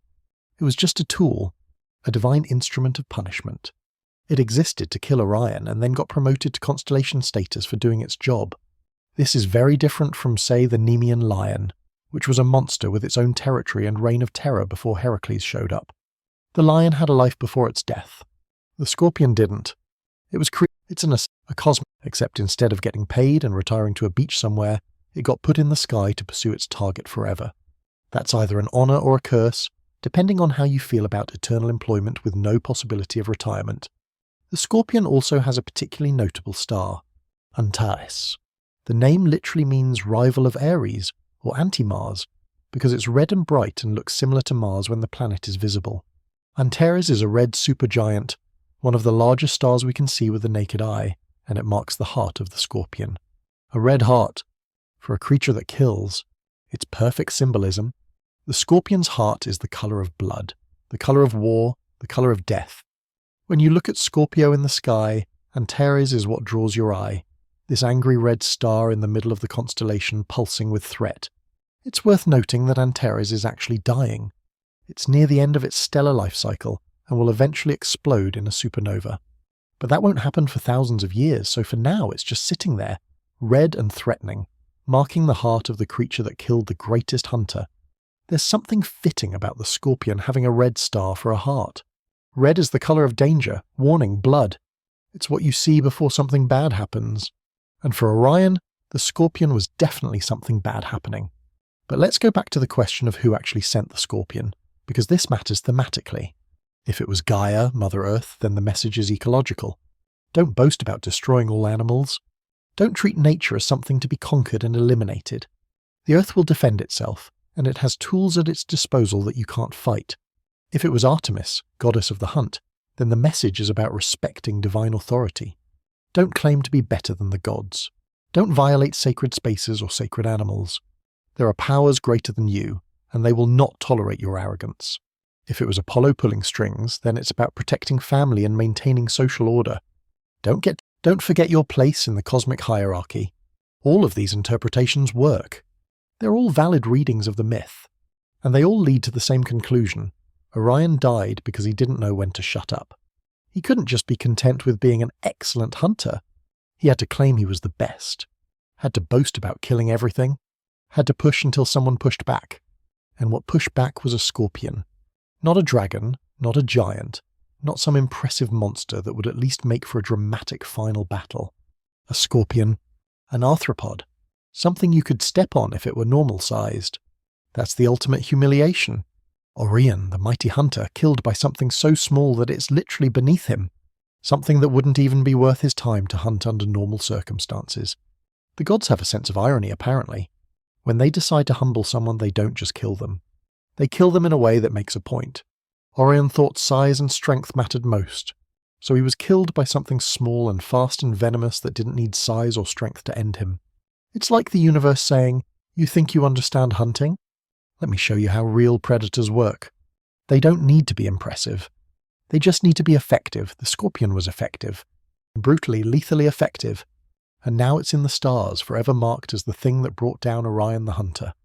There's also something worth noting about scorpions in general. They're ancient creatures. They've been around for hundreds of millions of years, largely unchanged. They survived mass extinctions that wiped out the dinosaurs. They can live in deserts, forests, caves. They can survive without food for months. They can withstand radiation levels that would kill humans. They're survivors, resilient, unkillable by most conventional means. And when they strike fast and deadly. So when they chose something that doesn't back down, doesn't give up, and doesn't fail. The scorpion didn't fail. It did exactly what it was sent to do. It tracked Orion, caught Orion, killed Orion. Mission accomplished. And for that, it got put in the stars. Unlike the crab, which also tried to help a god and got crushed immediately, the scorpion actually succeeded. It's there in the sky because it earned it, not just because Gaia or Artemis felt sorry for it. That makes Scorpio one of the more legitimate constellations, achievement-wise. The ram saved someone, mostly. The lion was powerful until it wasn't. The twins loved each other. But the scorpion? The scorpion did what it was created to do, did it well, and got immortalized for competence. That's actually kind of refreshing after all the tragic failures and noble sacrifices and complicated emotional dynamics we've covered so far. The scorpion story is simple. There was a target, the scorpion eliminated the target, end of story. It's clean, efficient, professional, Of course, the story isn't quite that simple, because nothing in Greek mythology is ever that simple. There are all these other versions and complications and alternative interpretations. Some versions say Artemis actually loved Orion, and Apollo tricked her into killing him herself because he disapproved of the relationship. In this version, Apollo challenged Artemis to hit a distant target in the ocean with her arrow, and she did, not knowing the target was Orion's head as he swam far from shore. When she realized what she'd done, she was devastated and placed Orion in the stars to honor him. In that version, the scorpion is almost incidental. It's there because Orion needed to be in the water for Apollo's trick to work, so the scorpion chased him there. The scorpion is just a plot device, a way to get Orion into position for the real killing blow from Artemis herself. That version is way more tragic and complicated. The Greeks loved their contradictory stories. They'd tell different versions in different regions, emphasizing different themes and different moral lessons. Sometimes Orion was a victim of his own hubris. Sometimes he was a victim of divine politics. Sometimes he was both. The scorpion, though, the scorpion is always there. Always pursuing, always succeeding, whether as primary weapon or a supporting player. And now it's in the sky, visible in summer, rising in the south with its bright red heart and its curved tail reaching up as if ready to strike. When you look at Scorpio, you can almost see the motion. The scorpion advancing, stinger raised, moving toward its prey. It's one of the few constellations that actually looks like what it's supposed to represent. You can see the scorpion's body, its claws, well, the ones the Romans didn't steal for Libra, and its curved tail. It's recognizable in a way that, say, Aries isn't. Good luck seeing a ram in Aries without someone pointing it out and you squinting really hard while pretending you can see it. But Scorpio? Scorpio looks like a scorpion. It's almost as if the stars arranged themselves specifically to tell this story about the hunter and the creature that killed him. They didn't, obviously. The stars don't care about our stories. They were there billions of years before humans evolved, and they'll be there billions of years after we're gone. The patterns we see are just patterns, random arrangements that happen to look like something if you connect the dots in the right order. But the Greeks looked at those patterns and saw narrative. They saw meaning. They saw a scorpion pursuing a hunter across the eternal sky, and they made that pursuit part of their cosmic mythology. And when we look at Scorpio, we're not just seeing stars. We're seeing the story of Orion's pride and downfall. We're seeing divine punishment for hubris. We're seeing a lesson about knowing your limitations and not boasting beyond your abilities. We're seeing the scorpion didn't care that Orion was famous. Didn't care that he was Poseidon's son. Didn't care that he was supposedly the greatest hunter alive. The scorpion had a job, and it did the job, and Orion's status was completely irrelevant to the outcome. That's a humbling lesson. Fame doesn't make you invincible. Being good at something doesn't mean you can't fail at it. And boasting about your abilities is a great way to invite the universe to test them. Orion failed that test, and the scorpion passed it. And now they're both in the sky, forever enacting the same chase, the same flight, the same inevitable conclusion. If you're a Scorpio, this is your sign. You're represented by a creature that was sent to kill someone who thought they were unkillable. A creature that succeeded where others would have failed. A creature that's now eternally pursuing its prey across the heavens, never resting, never stopping, forever committed to the hunt. That's pretty intense, honestly. Way more intense than being represented by scales or wheat or even a crab. The scorpion is about deadly purpose, about following through, about being the thing that ends something that needed ending. It's also about being an instrument of divine will. The scorpion didn't choose to hunt Orion. It was sent. It was a tool used by gods or earth or fate to correct an imbalance, to punish hubris, to restore cosmic order. That raises interesting questions about agency and responsibility. Is the scorpion responsible for Orion's death? Or are the gods who sent it? Is it a murderer or just a weapon? The Greeks probably wouldn't have worried much about this distinction. In their worldview, if the gods wanted you dead, you died, and the method was largely irrelevant. The scorpion was just the delivery system for divine judgment. But we might see it differently. We might wonder what it means to be the instrument of someone else's will, what it means to be created or sent specifically to end someone else's life, what it means to be defined entirely by your function as a killer. The scorpion doesn't have an identity beyond thing that killed Orion. It doesn't have a name. It doesn't have motivations or desires or personality. It's just the scorpion, the killer, the creature that succeeded where presumably others would have failed. That's both its strength and its limitation. It did one thing, did it well, and that one thing defines it for eternity. It's in the stars not because it was complex or interesting or morally nuanced, but because it was effective. Sometimes effectiveness is enough. Sometimes doing your job well is all that matters. The Scorpion teaches us that competence counts, that following through on your purpose is worth recognition, that succeeding at a difficult task earns you a place in the sky, even if you're not particularly sympathetic or relatable. It also teaches us that hubris kills, that boasting invites consequences, that claiming to be the best at something is a great way to find out that you're not, that the universe has ways of humbling the proud, and those ways often come from unexpected directions. Orion never saw the Scorpion coming. He was too busy looking at bigger game, more impressive prey, challenges worthy of the greatest hunter. He didn't think a scorpion was something to worry about. That miscalculation cost him his life, and now every night he's reminded of it. Every time Scorpio rises, Orion sets. Every time the Scorpion appears, the hunter flees. The chase never ends, the lesson never stops being taught. Pride comes before the fall. The mighty are brought low. The hunter becomes the hunted. All the classic tragic reversals played out eternally in the stars. And Antares pulses red in the Scorpion's heart, a warning to anyone who looks up. This is what happens when you forget your place. This is what happens when you boast too loudly. This is what happens when you think you're invincible. The Scorpion is waiting. It's always waiting. And it's very, very good at its job. Welcome to Scorpio, the constellation that killed a legend and then got to chase it forever. The divine assassin, the instrument of cosmic justice. Your origin story is about doing one thing extremely well and being immortalized for it. About being deadly enough to matter. About succeeding where it counts. It's not a comfortable story, but it's an effective one, just like the Scorpion itself. And that effectiveness is why it's there, in the summer sky, with its red heart and its raised stinger, forever pursuing Orion across the heavens. Forever proving that size doesn't matter, fame doesn't matter, divine parentage doesn't matter. What matters is getting the job done. And the Scorpion got the job done. That's Scorpio. Lethal, persistent, eternal. The hunter's worst nightmare. The boaster's downfall. The price of hubris. All wrapped up in an arthropod and placed among the stars for everyone to see and learn from. Don't be Orion. Don't boast about killing everything. Don't claim to be unkillable. Because somewhere there's always a Scorpion. Waiting. Patient. Deadly. And it's very, very good at what it does. From the Scorpion that killed with lethal efficiency, we move to Sagittarius, the Archer, the Centaur.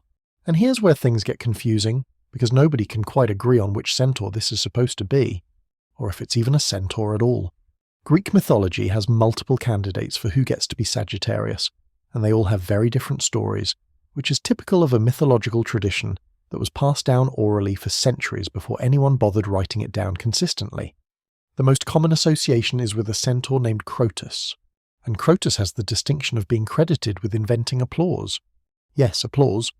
The act of clapping your hands together to show appreciation. Apparently, before Crotus came along, people just didn't do that. They stood there in silence after performances, or maybe made other noises, but the specific act of rhythmic hand-slapping to indicate approval. That was Crotus's innovation. This seems like a weird thing to get immortalized in the stars for. Here's the guy who figured out you could hit your hands together to make noise that means you like something. It's not exactly slaying the Nemean lion or strangling the Hydra. It's not even getting crushed by Heracles while trying to help a goddess. It's just inventing a social convention. But apparently it was important enough that the Muses, the goddesses of arts and sciences, asked Zeus to put Crotus in the stars. They were grateful, presumably because their performances were getting better reactions once people could applaud instead of just standing there awkwardly. Positive feedback matters, even for goddesses. So Crotus got put in the sky, depicted as a centaur with a bow aiming at Scorpio. Which raises the question, why is he aiming at the Scorpion? Did the Scorpion refuse to applaud? Was Crotus holding a grudge? The mythology doesn't really explain this. The arrow is just pointed that way, eternally, at the heart of the Scorpion, at Antares, that red star we talked about earlier. It's almost like Crotus is trying to protect Orion, to take revenge for the hunter's death by shooting the creature that killed him. Except Crotus and Orion don't seem to have any connection in the mythology. They're not related, not friends, not mentioned in the same stories. But there they are in the sky, the archer eternally aiming at the Scorpion that killed the hunter. Maybe it's just aesthetically pleasing. Maybe the Greeks looked at the constellations and thought, you know what would make sense? If the art, and hey, there's a scorpion right there. Perfect, astronomy by vibes. Why not? But there's another candidate for Sagittarius, and this one has a much more tragic story.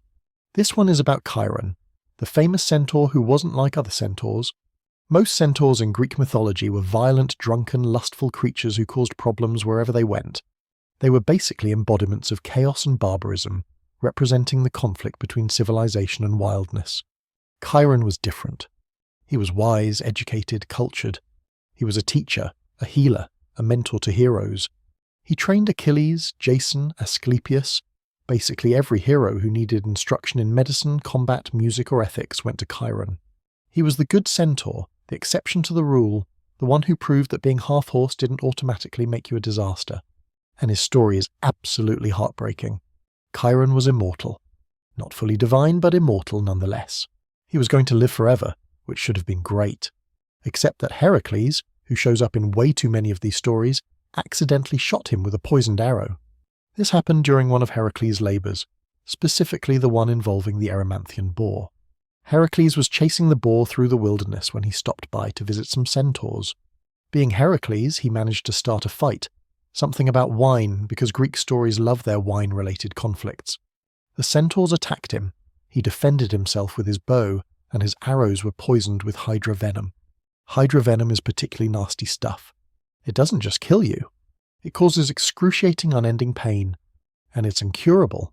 Once you're hit with it, you're suffering until you die, and the dying part can take a while. One of Heracles' arrows missed its intended target and hit Chiron. Just bad luck. Wrong place, wrong time, friendly fire in the most literal sense. Heracles didn't mean to shoot his old friend and teacher. It was an accident. But accidents don't matter much when you're dealing with hydra venom. Chiron was in agony. Constant, unbearable pain from a wound that wouldn't heal. And because he was immortal, he couldn't die. He couldn't escape the suffering through death. He was stuck in eternal torment, which is pretty much the worst fate imaginable. Heracles tried to help. He tried everything. Medicine, healing herbs, prayers to various gods. Nothing worked. The hydra's venom was too powerful. Chiron was going to suffer forever, and there was no cure, no relief, no way out. Except there was one way out. Chiron could give up his immortality. He could choose to become mortal, to die, to end his suffering through the one escape route available. But giving up immortality wasn't simple. You couldn't just decide to be mortal. You needed divine permission, and you needed someone willing to take your place, in a sense. Immortality had to go somewhere. Enter Prometheus. Remember Prometheus? The titan who stole fire for humans and got punished by being chained to a rock where an eagle ate his liver every day, and it grew back every night so the eagle could eat it again the next day. That Prometheus. Zeus had decreed that Prometheus would be tortured forever as punishment for his crime. But there was a loophole. Someone immortal could take his place, could absorb his punishment, could free him from his eternal suffering. Chiron volunteered. He was in such pain from the hydra venom that he'd rather be chained to a rock having his liver eaten daily than continue with the poisoned wound. That's how bad the hydra venom was. Prometheus's punishment seemed preferable, so they made the exchange. Chiron gave up his immortality to Prometheus, freeing the Titan from his chains. And then Chiron, finally mortal, finally able to escape his pain, died. Zeus, moved by this sacrifice, by Chiron's wisdom and nobility and willingness to suffer for another's freedom, placed him in the stars.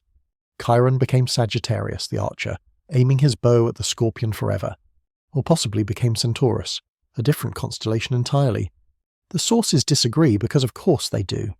If Sagittarius is Chiron, then the constellation represents wisdom destroyed by accident, a good being brought down by friendly fire, someone who chose death over eternal suffering. It's about the limits of immortality, the fact that living forever isn't always a blessing, especially when that forever is filled with pain. It's also about sacrifice. Chiron didn't just die to end his own suffering. He died to free Prometheus, to give another being a chance at escape. His death had purpose beyond personal relief. He turned his tragedy into something meaningful. That's very different from Crota's inventing applause. Both might be Sagittarius, but they represent completely different values and stories. One is about innovation and artistic appreciation. The other is about suffering, sacrifice, and choosing death with dignity. The Greeks were fine with this ambiguity. They didn't need their mythology to be consistent. Different regions told different stories. The sky was big enough for multiple interpretations. What's consistent is the imagery. A centaur with a bow aiming at Scorpio. Whether it's Crotus getting revenge for Orion or Chiron taking a symbolic shot at the source of suffering, the archer is there, arrow drawn, forever pointing at the scorpion's heart. It's one of the few constellations where you can actually see the action. The bow is drawn. The arrow is aimed. The target is clear. Unlike most constellations, which require substantial imagination to see what they're supposed to represent, Sagittarius actually looks like an archer doing archer things. Of course, modern depictions often show Sagittarius as a centaur archer in mid-gallop, which is impressive but probably not how ancient Greeks imagined it. Real centaurs would have had trouble shooting accurately while running. The bow needs stability. But mythology doesn't worry about practical considerations like centaur biomechanics or the physics of shooting while galloping. The image is what matters. The archer, the drawn bow, the eternal aim at the scorpion that killed the famous hunter.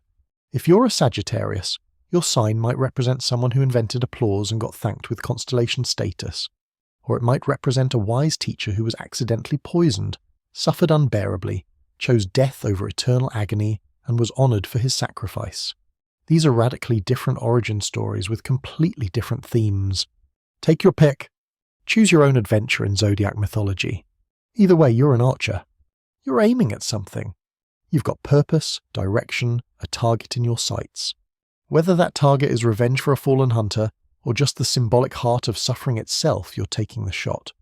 That's Sagittarius. Ambiguous origins, clear aim, eternal readiness. The centaur who might be an inventor or might be a tragic hero, or might be both somehow, because Greek mythology contains multitudes and doesn't believe in narrative consistency. Now we move from the centaur to something even more bizarre. Capricorn, the sea goat.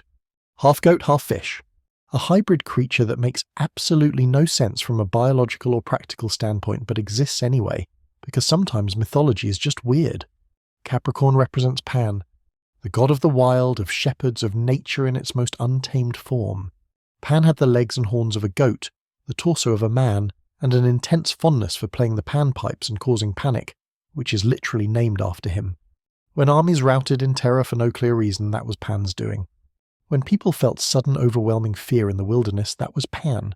He was not what you'd call a sophisticated deity. He was rustic, crude, more interested in chasing nymphs and playing music than in the complex political dramas of Olympus. He hung out in the countryside mostly. He wasn't important enough to be invited to the major divine events, but he was there during one of the most significant threats the gods ever faced, Typhon. Typhon was a monster of truly epic proportions. Son of Gaia and Tartarus, he was described as having 100 dragon heads, or being so tall his head touched the stars, or breathing fire, or having serpents for legs. The descriptions vary, but they all agree that he was absolutely terrifying. He was chaos incarnate, created to overthrow Zeus and destroy the Olympian order. When Typhon appeared, the gods panicked. And I mean literally panicked, in the sense that Pan would approve of. They fled. They transformed into animals and ran away to Egypt, because apparently Egypt was far enough from Greece to count as safe from a monster whose head touched the stars. The gods, supposedly all-powerful rulers of the universe, turned into animals and ran away like frightened children. Apollo became a crow. Dionysus became a goat. Artemis became a cat. Ares became a fish, which seems like an odd choice for the god of war, but apparently even warlike deities know when to prioritize survival over dignity. And Pan, god of panic, who probably felt right at home in this chaos, jumped into the Nile River to escape. But he was in such a hurry, so frightened, so desperate to get away that his transformation went wrong.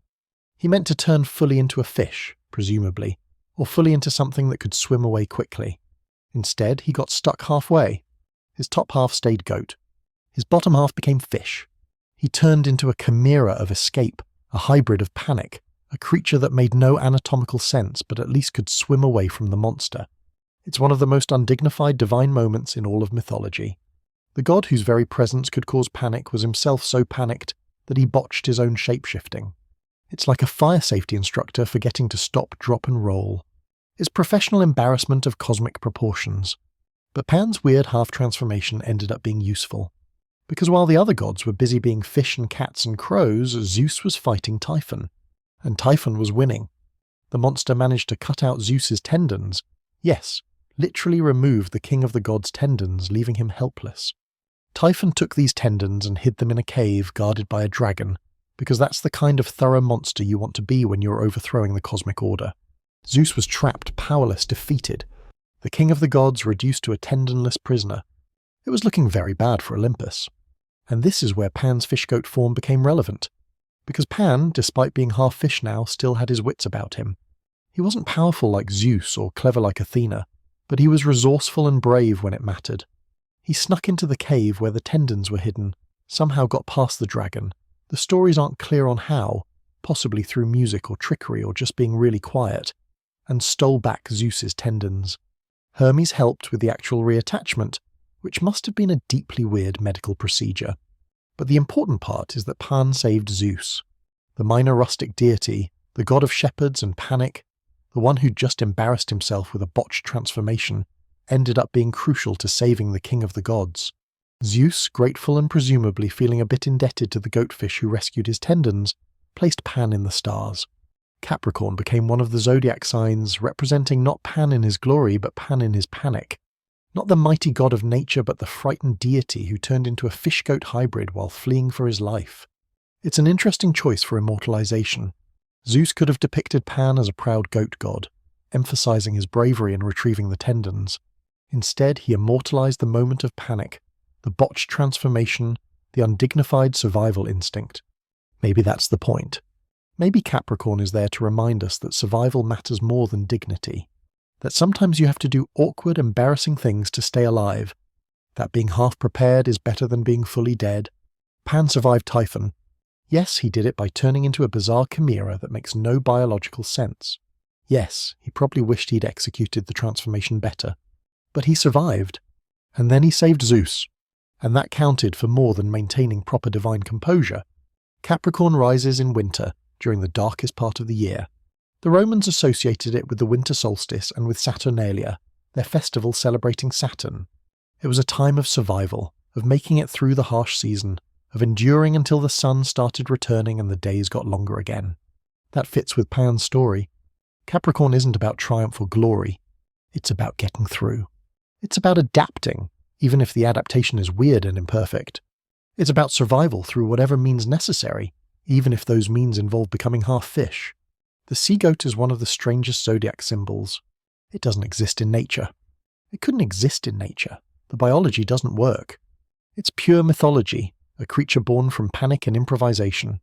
But it's there in the stars, representing a moment when a god was so scared that he couldn't even shapeshift properly, and yet that imperfect transformation was enough. He survived. He stayed useful. He saved the day despite his undignified state. If you're a Capricorn, your sign represents survival through adaptation, even awkward adaptation. It represents being functional enough to get the job done, even if you're not operating at full capacity. It represents the fact that sometimes the most important thing isn't how gracefully you handle a crisis, but whether you handle it at all. Pan handled it. Badly, weirdly, in a way that left him as a permanent fish-goat hybrid. But he handled it. He survived Typhon. He saved Zeus. He proved that minor gods could matter in major conflicts. And Zeus recognized that. He put the sea goat in the sky not despite its awkwardness, but perhaps because of it. A reminder that survival comes in many forms, and sometimes the form is half goat, half fish, and completely functional enough to steal back divine tendons from a dragon. That's Capricorn. The panic-induced transformation. The successful failure. The creature that shouldn't work but somehow does. It's not glamorous. But it's in the stars anyway, marking winter, representing endurance, showing us that dignity is optional but survival is not. Both Sagittarius and Capricorn involve centaurs or goat gods doing their best in difficult circumstances. Both involve archery or heroic actions aimed at larger threats. Both are about beings that are part human, part animal, navigating challenges that test their hybrid nature. But where Sagittarius aims with purpose, whether it's Crotus celebrating art or Chiron taking a symbolic shot at suffering, Capricorn represents reaction. Panic. The desperate improvisation of someone who's just trying to stay alive long enough to be useful. Together they show us different approaches to crisis. Sagittarius is deliberate, aimed, purposeful. Capricorn is reactive, improvised, pragmatic. Both have value. Both earn constellation status. Both teach us something about how to handle the challenges that the universe throws at us. Sometimes you need to aim carefully, to choose your target, to take the shot with wisdom and precision. That's Sagittarius. Sometimes you just need to transform into whatever gets you through, even if it's a fish goat, and worry about dignity later. That's Capricorn. The Greeks understood that both approaches were valid, both worthy of stars, both part of the cosmic story they were telling through the sky. So Sagittarius draws the bow, aiming at the scorpion's red heart, and Capricorn swims through winter, half fish, half goat, fully committed to survival. Both strange, both powerful, both absolutely essential to understanding how the Greeks saw the world and their place in it. The centaur archer and the sea goat. The deliberate aim and the panicked transformation. The tragic teacher and the embarrassed god. The invention of applause and the theft of divine tendons. All of it in the stars. All of it part of the Zodiac. All of it teaching us that there are many ways to earn immortality, and not all of them require dignity or consistency or even making sense. Sometimes you just need to be the creature who survived, who adapted, who did what needed doing even if you did it as a fish goat while everyone else was running away. That's good enough for the stars. That's good enough for Capricorn. And honestly, it should be good enough for all of us. We've reached the final sign of the Zodiac. Pisces, the fish. And if you thought Capricorn's fish-goat hybrid was weird, wait until you hear about the two fish tied together with a rope, representing gods fleeing in terror from the same monster that made Pan botch his transformation. Pisces is about Aphrodite and Eros, the goddess of love and beauty, and her son, the god of desire. Two of the most powerful deities in the Greek pantheon, at least in terms of their influence over mortal and divine behavior. When Aphrodite decided someone should fall in love, they fell in love. When Eros shot someone with his arrows, that person became consumed with desire. These were not minor, powerless gods. They shaped the fundamental forces that drove much of Greek mythology's drama. And when Typhon appeared, they turned into fish and ran away. Well, technically, they jumped into a river and either transformed into fish themselves, or were rescued by fish, depending on which version you're reading. The Greeks could never decide on a single narrative, which means we get multiple versions of divine cowardice to choose from. How generous of them! The most common version goes like this. Typhon was rampaging across the world, destroying everything in his path, breathing fire, causing earthquakes, being generally apocalyptic. The gods, seeing this mountain-sized monster approaching, decided that discretion was the better part of valor, which is a fancy way of saying they ran away. We already covered how Pan turned into a fish goat, and how the other gods transformed into various animals. But Aphrodite had a particular problem. She had her son with her. Eros was young, sometimes depicted as a child, sometimes as a young man, depending on the story and the artist's preference. Either way, she needed to keep him safe while also keeping herself safe, which is challenging when you're running from a monster that can destroy mountains. So Aphrodite grabbed Eros and they jumped into the Euphrates River. Not the Nile, like some of the other gods, the Euphrates, which is in Mesopotamia. Geography was apparently flexible when you were fleeing for your life. The point is, they jumped into a river, because rivers meant escape routes, meant you could swim away, meant the monster might not follow you into the water. And then they transformed into fish. Or fish appeared to help them. Or they were carried by fish. The sources really cannot agree on this detail. But somehow, fish were involved in their escape. Here's where it gets specific. They tied themselves together.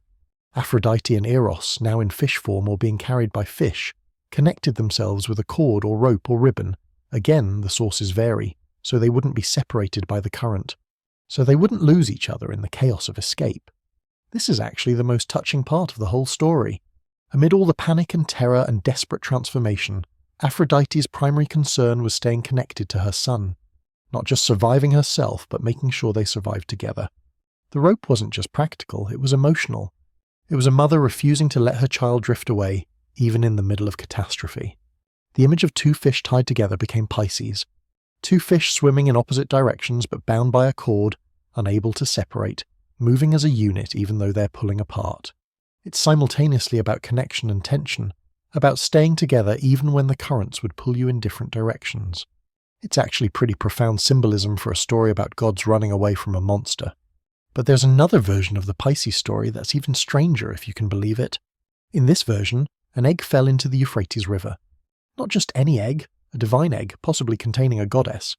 The sources aren't clear on why there was a divine egg in the river or who it belonged to, because Greek mythology sometimes just throws out details like that without explanation. Two fish found this egg and pushed it to shore, saving it from sinking or being swept away or whatever happens to divine eggs in rivers. And from this egg hatched Aphrodite herself, or in some versions, Atargatis, a Syrian goddess who got syncretized with Aphrodite when Greek and Near Eastern mythologies started blending together. As a thank you for saving her egg, or saving her if she was already hatched but still in the egg stage somehow, Aphrodite placed the two fish in the stars. The fish became Pisces, forever immortalized for their kindness in rescuing a goddess from aquatic peril. This version is much less about fear and flight and much more about rescue and gratitude. It's a completely different thematic message. Instead of even gods run away when they're scared, it's helpful fish get rewarded with constellation status. Both can't be true, obviously. Either Pisces represents Aphrodite and Eros fleeing Typhon, or it represents random fish helping a goddess egg. The Greeks were fine with this contradiction. Modern astrologers tend to go with the Typhon version because it's more dramatic and involves more recognizable characters. But the egg version is worth remembering because it shows an alternative interpretation of Pisces, not flight, but rescue.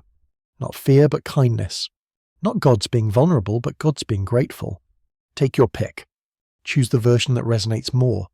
The Greeks wouldn't judge you for it. They couldn't even settle on one themselves. Let's focus on the Typhon version though, because it connects to Capricorn and the larger theme of divine panic. When Typhon appeared, the gods revealed something important about themselves. They weren't invincible. They could be frightened. They could run away. They could prioritize survival over dignity or authority or divine responsibility. This is radically different from how gods are portrayed in many other mythological traditions. In many cultures, gods are portrayed as fearless, unchanging, eternally confident in their power.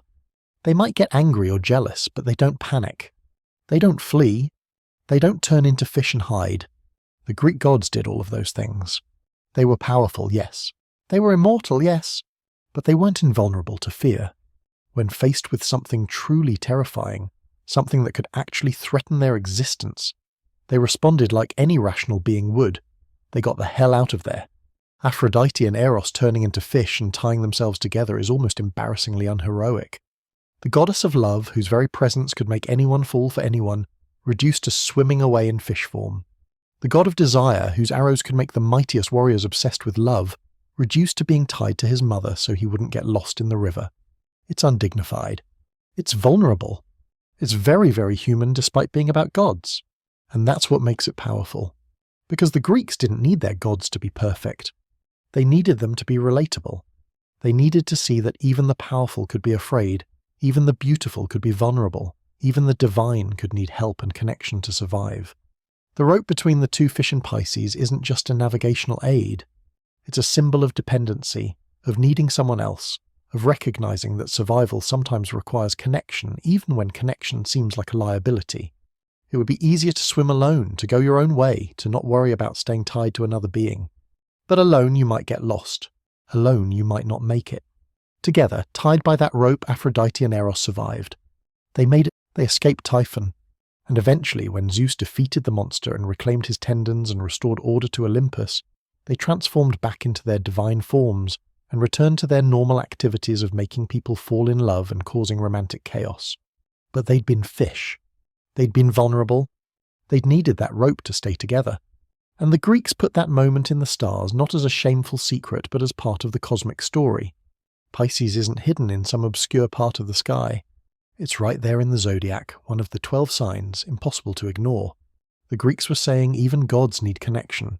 Even gods need help. Even gods need to be tied to others sometimes to avoid getting lost in the currents. That's a powerful message, and it's especially powerful coming at the end of the Zodiac cycle, as the last sign before we return to Aries and begin again. Pisces represents endings, transitions, the moment before renewal, and what better way to represent that liminal space than with two fish tied together, swimming through dangerous waters, staying connected despite the chaos. If you're a Pisces, your sign represents divine vulnerability. It represents the fact that even the powerful need connection. It represents survival through dependence on others, through refusing to let go even when it would be easier to drift apart. It also represents transformation through fear. Aphrodite and Eros changed their forms to survive. They adapted to the threat. They became something different, something smaller, less glamorous, less obviously powerful, in order to live through the danger. That's not weakness. That's intelligence. That's flexibility. That's understanding that sometimes you need to be a fish instead of a god, and that's okay as long as you survive to transform back. The fish swimming in opposite directions but connected by a rope also represents the internal tension many people feel. Part of you wants to go one way, part of you wants to go another way, but you're bound to something or someone that keeps you together even when you're pulling in different directions. It's about unity despite opposition, about staying connected despite tension. It's about families, relationships, partnerships, any situation where you're tied to someone else and have to navigate the complications that come with that binding. The rope can feel constraining. The other fish might be swimming where you don't want to go, but the rope also keeps you from drifting away, from being lost, from facing the currents alone. That's Pisces. That's the final sign of the zodiac.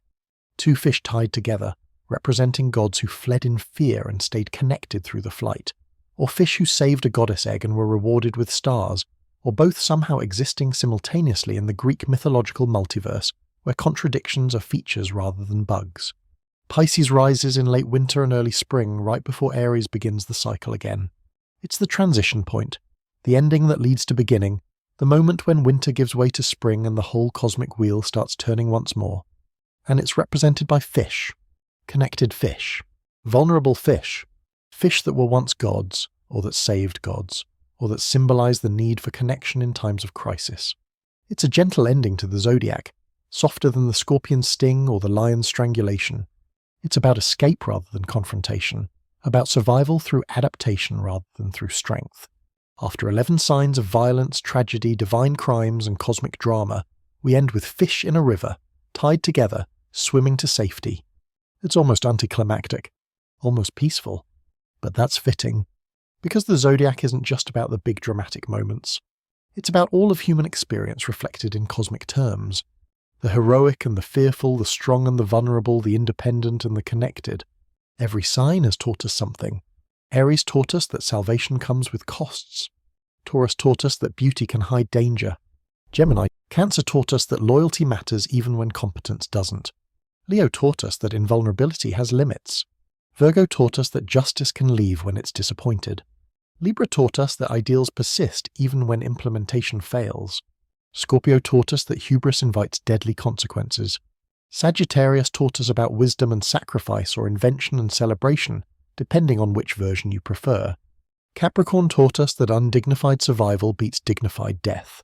And Pisces teaches us that connection matters, especially when everything is falling apart. These aren't simple lessons. They're not comfortable lessons.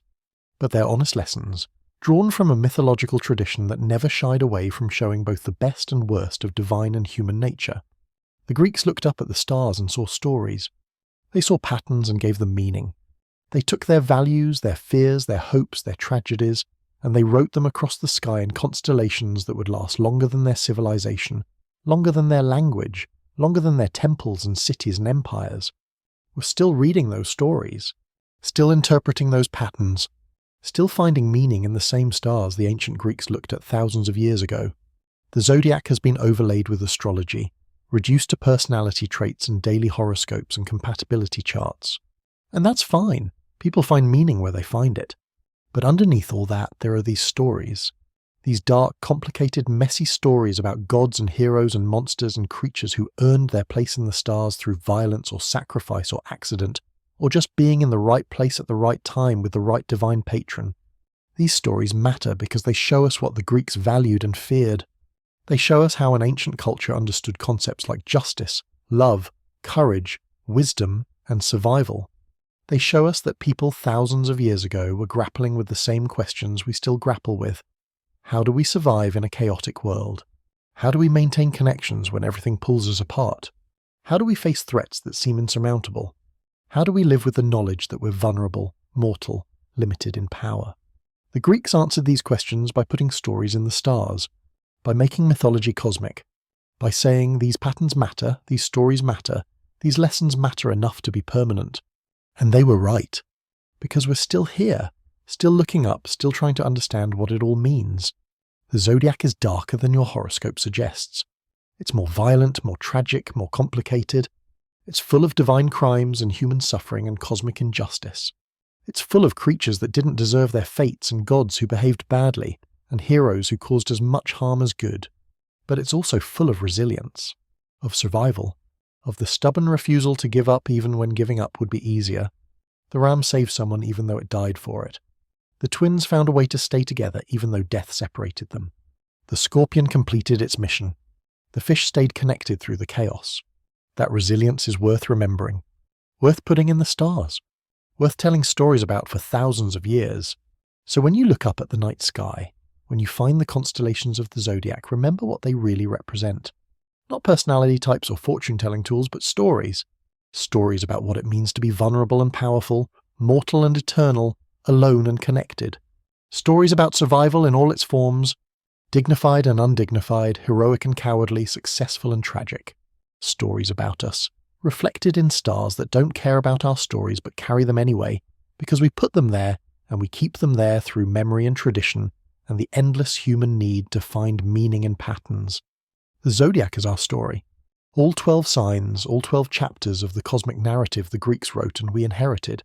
It's darker than we usually acknowledge, more complex than we usually remember, and more honest than we usually want it to be.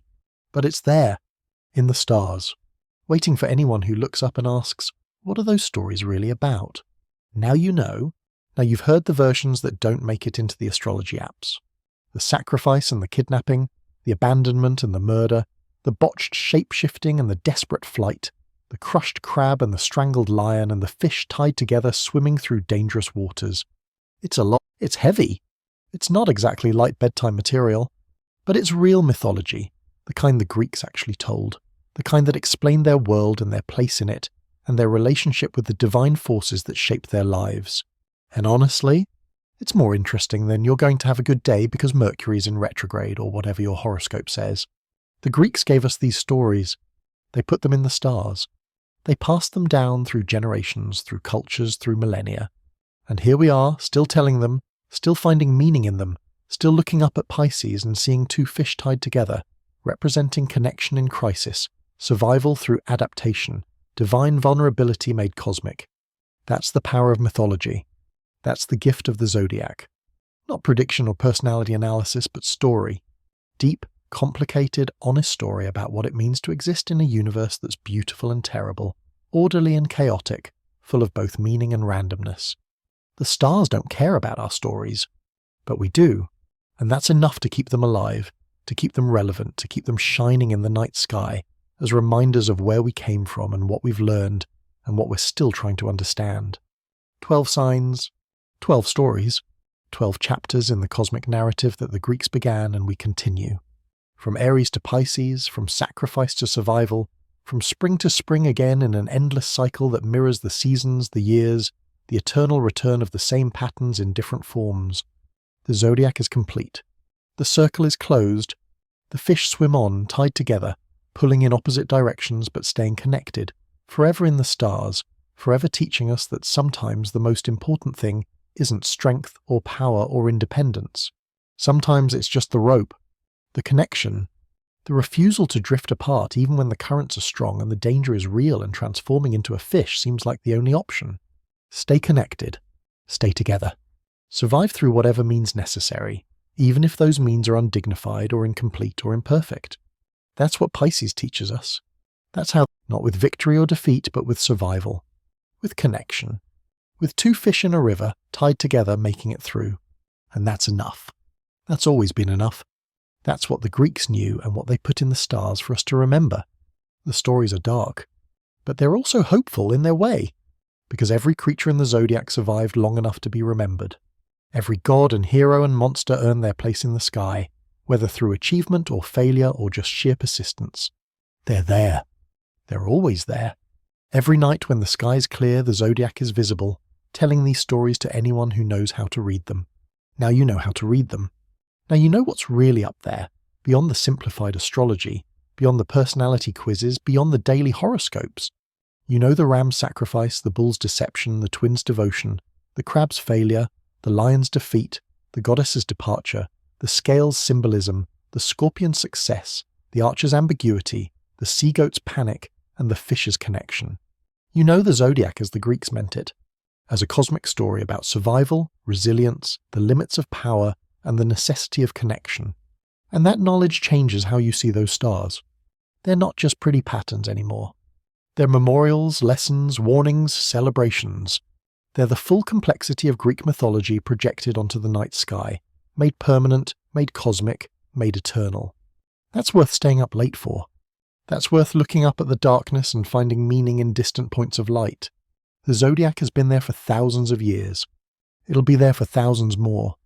The stories will persist as long as someone remembers to tell them, to look up, to see beyond the simple interpretations to the complicated truths underneath. These are those truths, dark and messy and honest and real. This is what the stars are really telling us, if we know how to listen. If we're ready to acknowledge that the universe is complicated and mythology reflects that complexity rather than simplifying it. The Greeks understood this. They put their most complicated stories in the sky, knowing future generations would see them and wonder and interpret and find their own meanings. We're those future generations. We're still wondering, still interpreting, still finding meanings. The stories haven't ended. They've just been passed forward, from the Greeks to us, from the ancient world to the modern world, from storytellers who are dust to listeners who aren't born yet. That's the magic of the Zodiac. Not astrology or prediction or cosmic influence. Just story. Human story told through divine characters, placed among the stars where it can't be erased or forgotten or lost. As long as people look up, these stories persist. As long as the stars shine, the Zodiac remains. As long as we remember how to connect the dots and tell the tales, the Greeks' mythology lives. And tonight you've heard those tales. The real versions, the dark ones.